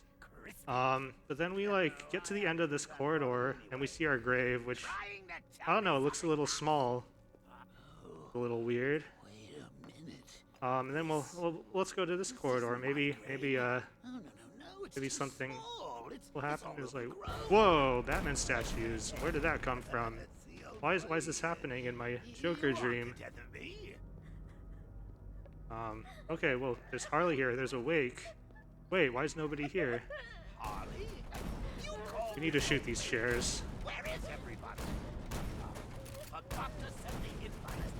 You don't need to talk to Harley again, but this is just... I used to think we do, so now it's just habit. But yeah, we'll shoot these chairs because this wall is going to open up, so we'll look away from it.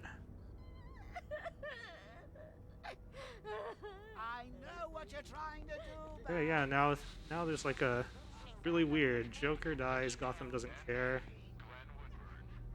Really weird. Today marks the 1-year anniversary of the Joker's death. Any thoughts on the occasion? Sorry, who? The Joker? Yeah, and people don't know me on the radio, so that's weird. Okay, there's a motion sickness alert. Basically, in the next part, I'm going to be trying to spawn in as many Batman statues as I can before a Batman jump scare happens, because that makes the Batman jump scare happen faster. And the fastest way of doing that we found is just spinning the camera around wildly like this. So if you get motion sickness, I would recommend looking away. It's like kind of ridiculous that this is a thing, but so I think what it is, I don't know exactly what it is, but I think you need to spawn in like 50 to 70 statues or something.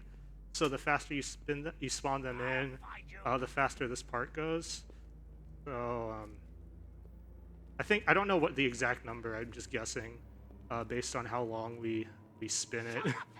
And then this music kind of indicates,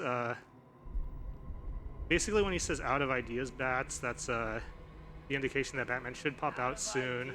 But with this music, like the height of this crescendo.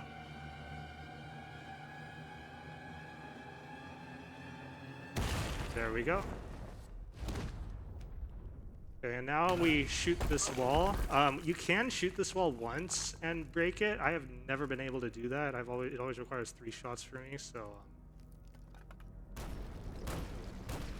Okay, so basically what's happened is, Scarecrow injected fear toxin into Batman, and basically Batman then turned into Joker because he succumbed to his greatest fear. But now Batman is Joker, so when Scarecrow injects him with fear toxin, he's succumbing to Joker's greatest fear, and Joker's greatest fear is being forgotten. So in this weird way, all this overdosing on fear toxin is going to make Batman immune to the fear toxin, because basically Joker is going to become forgotten because that's his greatest fear. It's very weird, but yeah, it's but once Joker is forgotten, then Batman no longer has anything to be afraid of. So after this, he will be immune to the fear toxin. And the run is going to be over once I finish this beatdown on Joker. It's very easy to choke this part, but yeah. So it's about when the counter gets to 21. So I'll stop the timer at the right spot. Done. So yeah. So basically now we yeah, thanks. Yeah, so we lock Joker up in a little corner of our mind. Joker is forgotten. Batman's immune to the fear toxin. So there's like a cutscene after. I don't know if we have time to watch it, but I'll just let it play out. It's like we don't need to. The content's not important, but it is very funny in big head mode. In the meantime, while it's playing out, I can give my shout outs. So shout outs go to one is the Arkham community Discord. So check us out if you liked anything you saw. Check us out on speedrun.com, and we have a link to our Discord there. So definitely join that. We run the Discords for all 4 of the Arkham games. Arkham Asylum, City, Origins, and Night.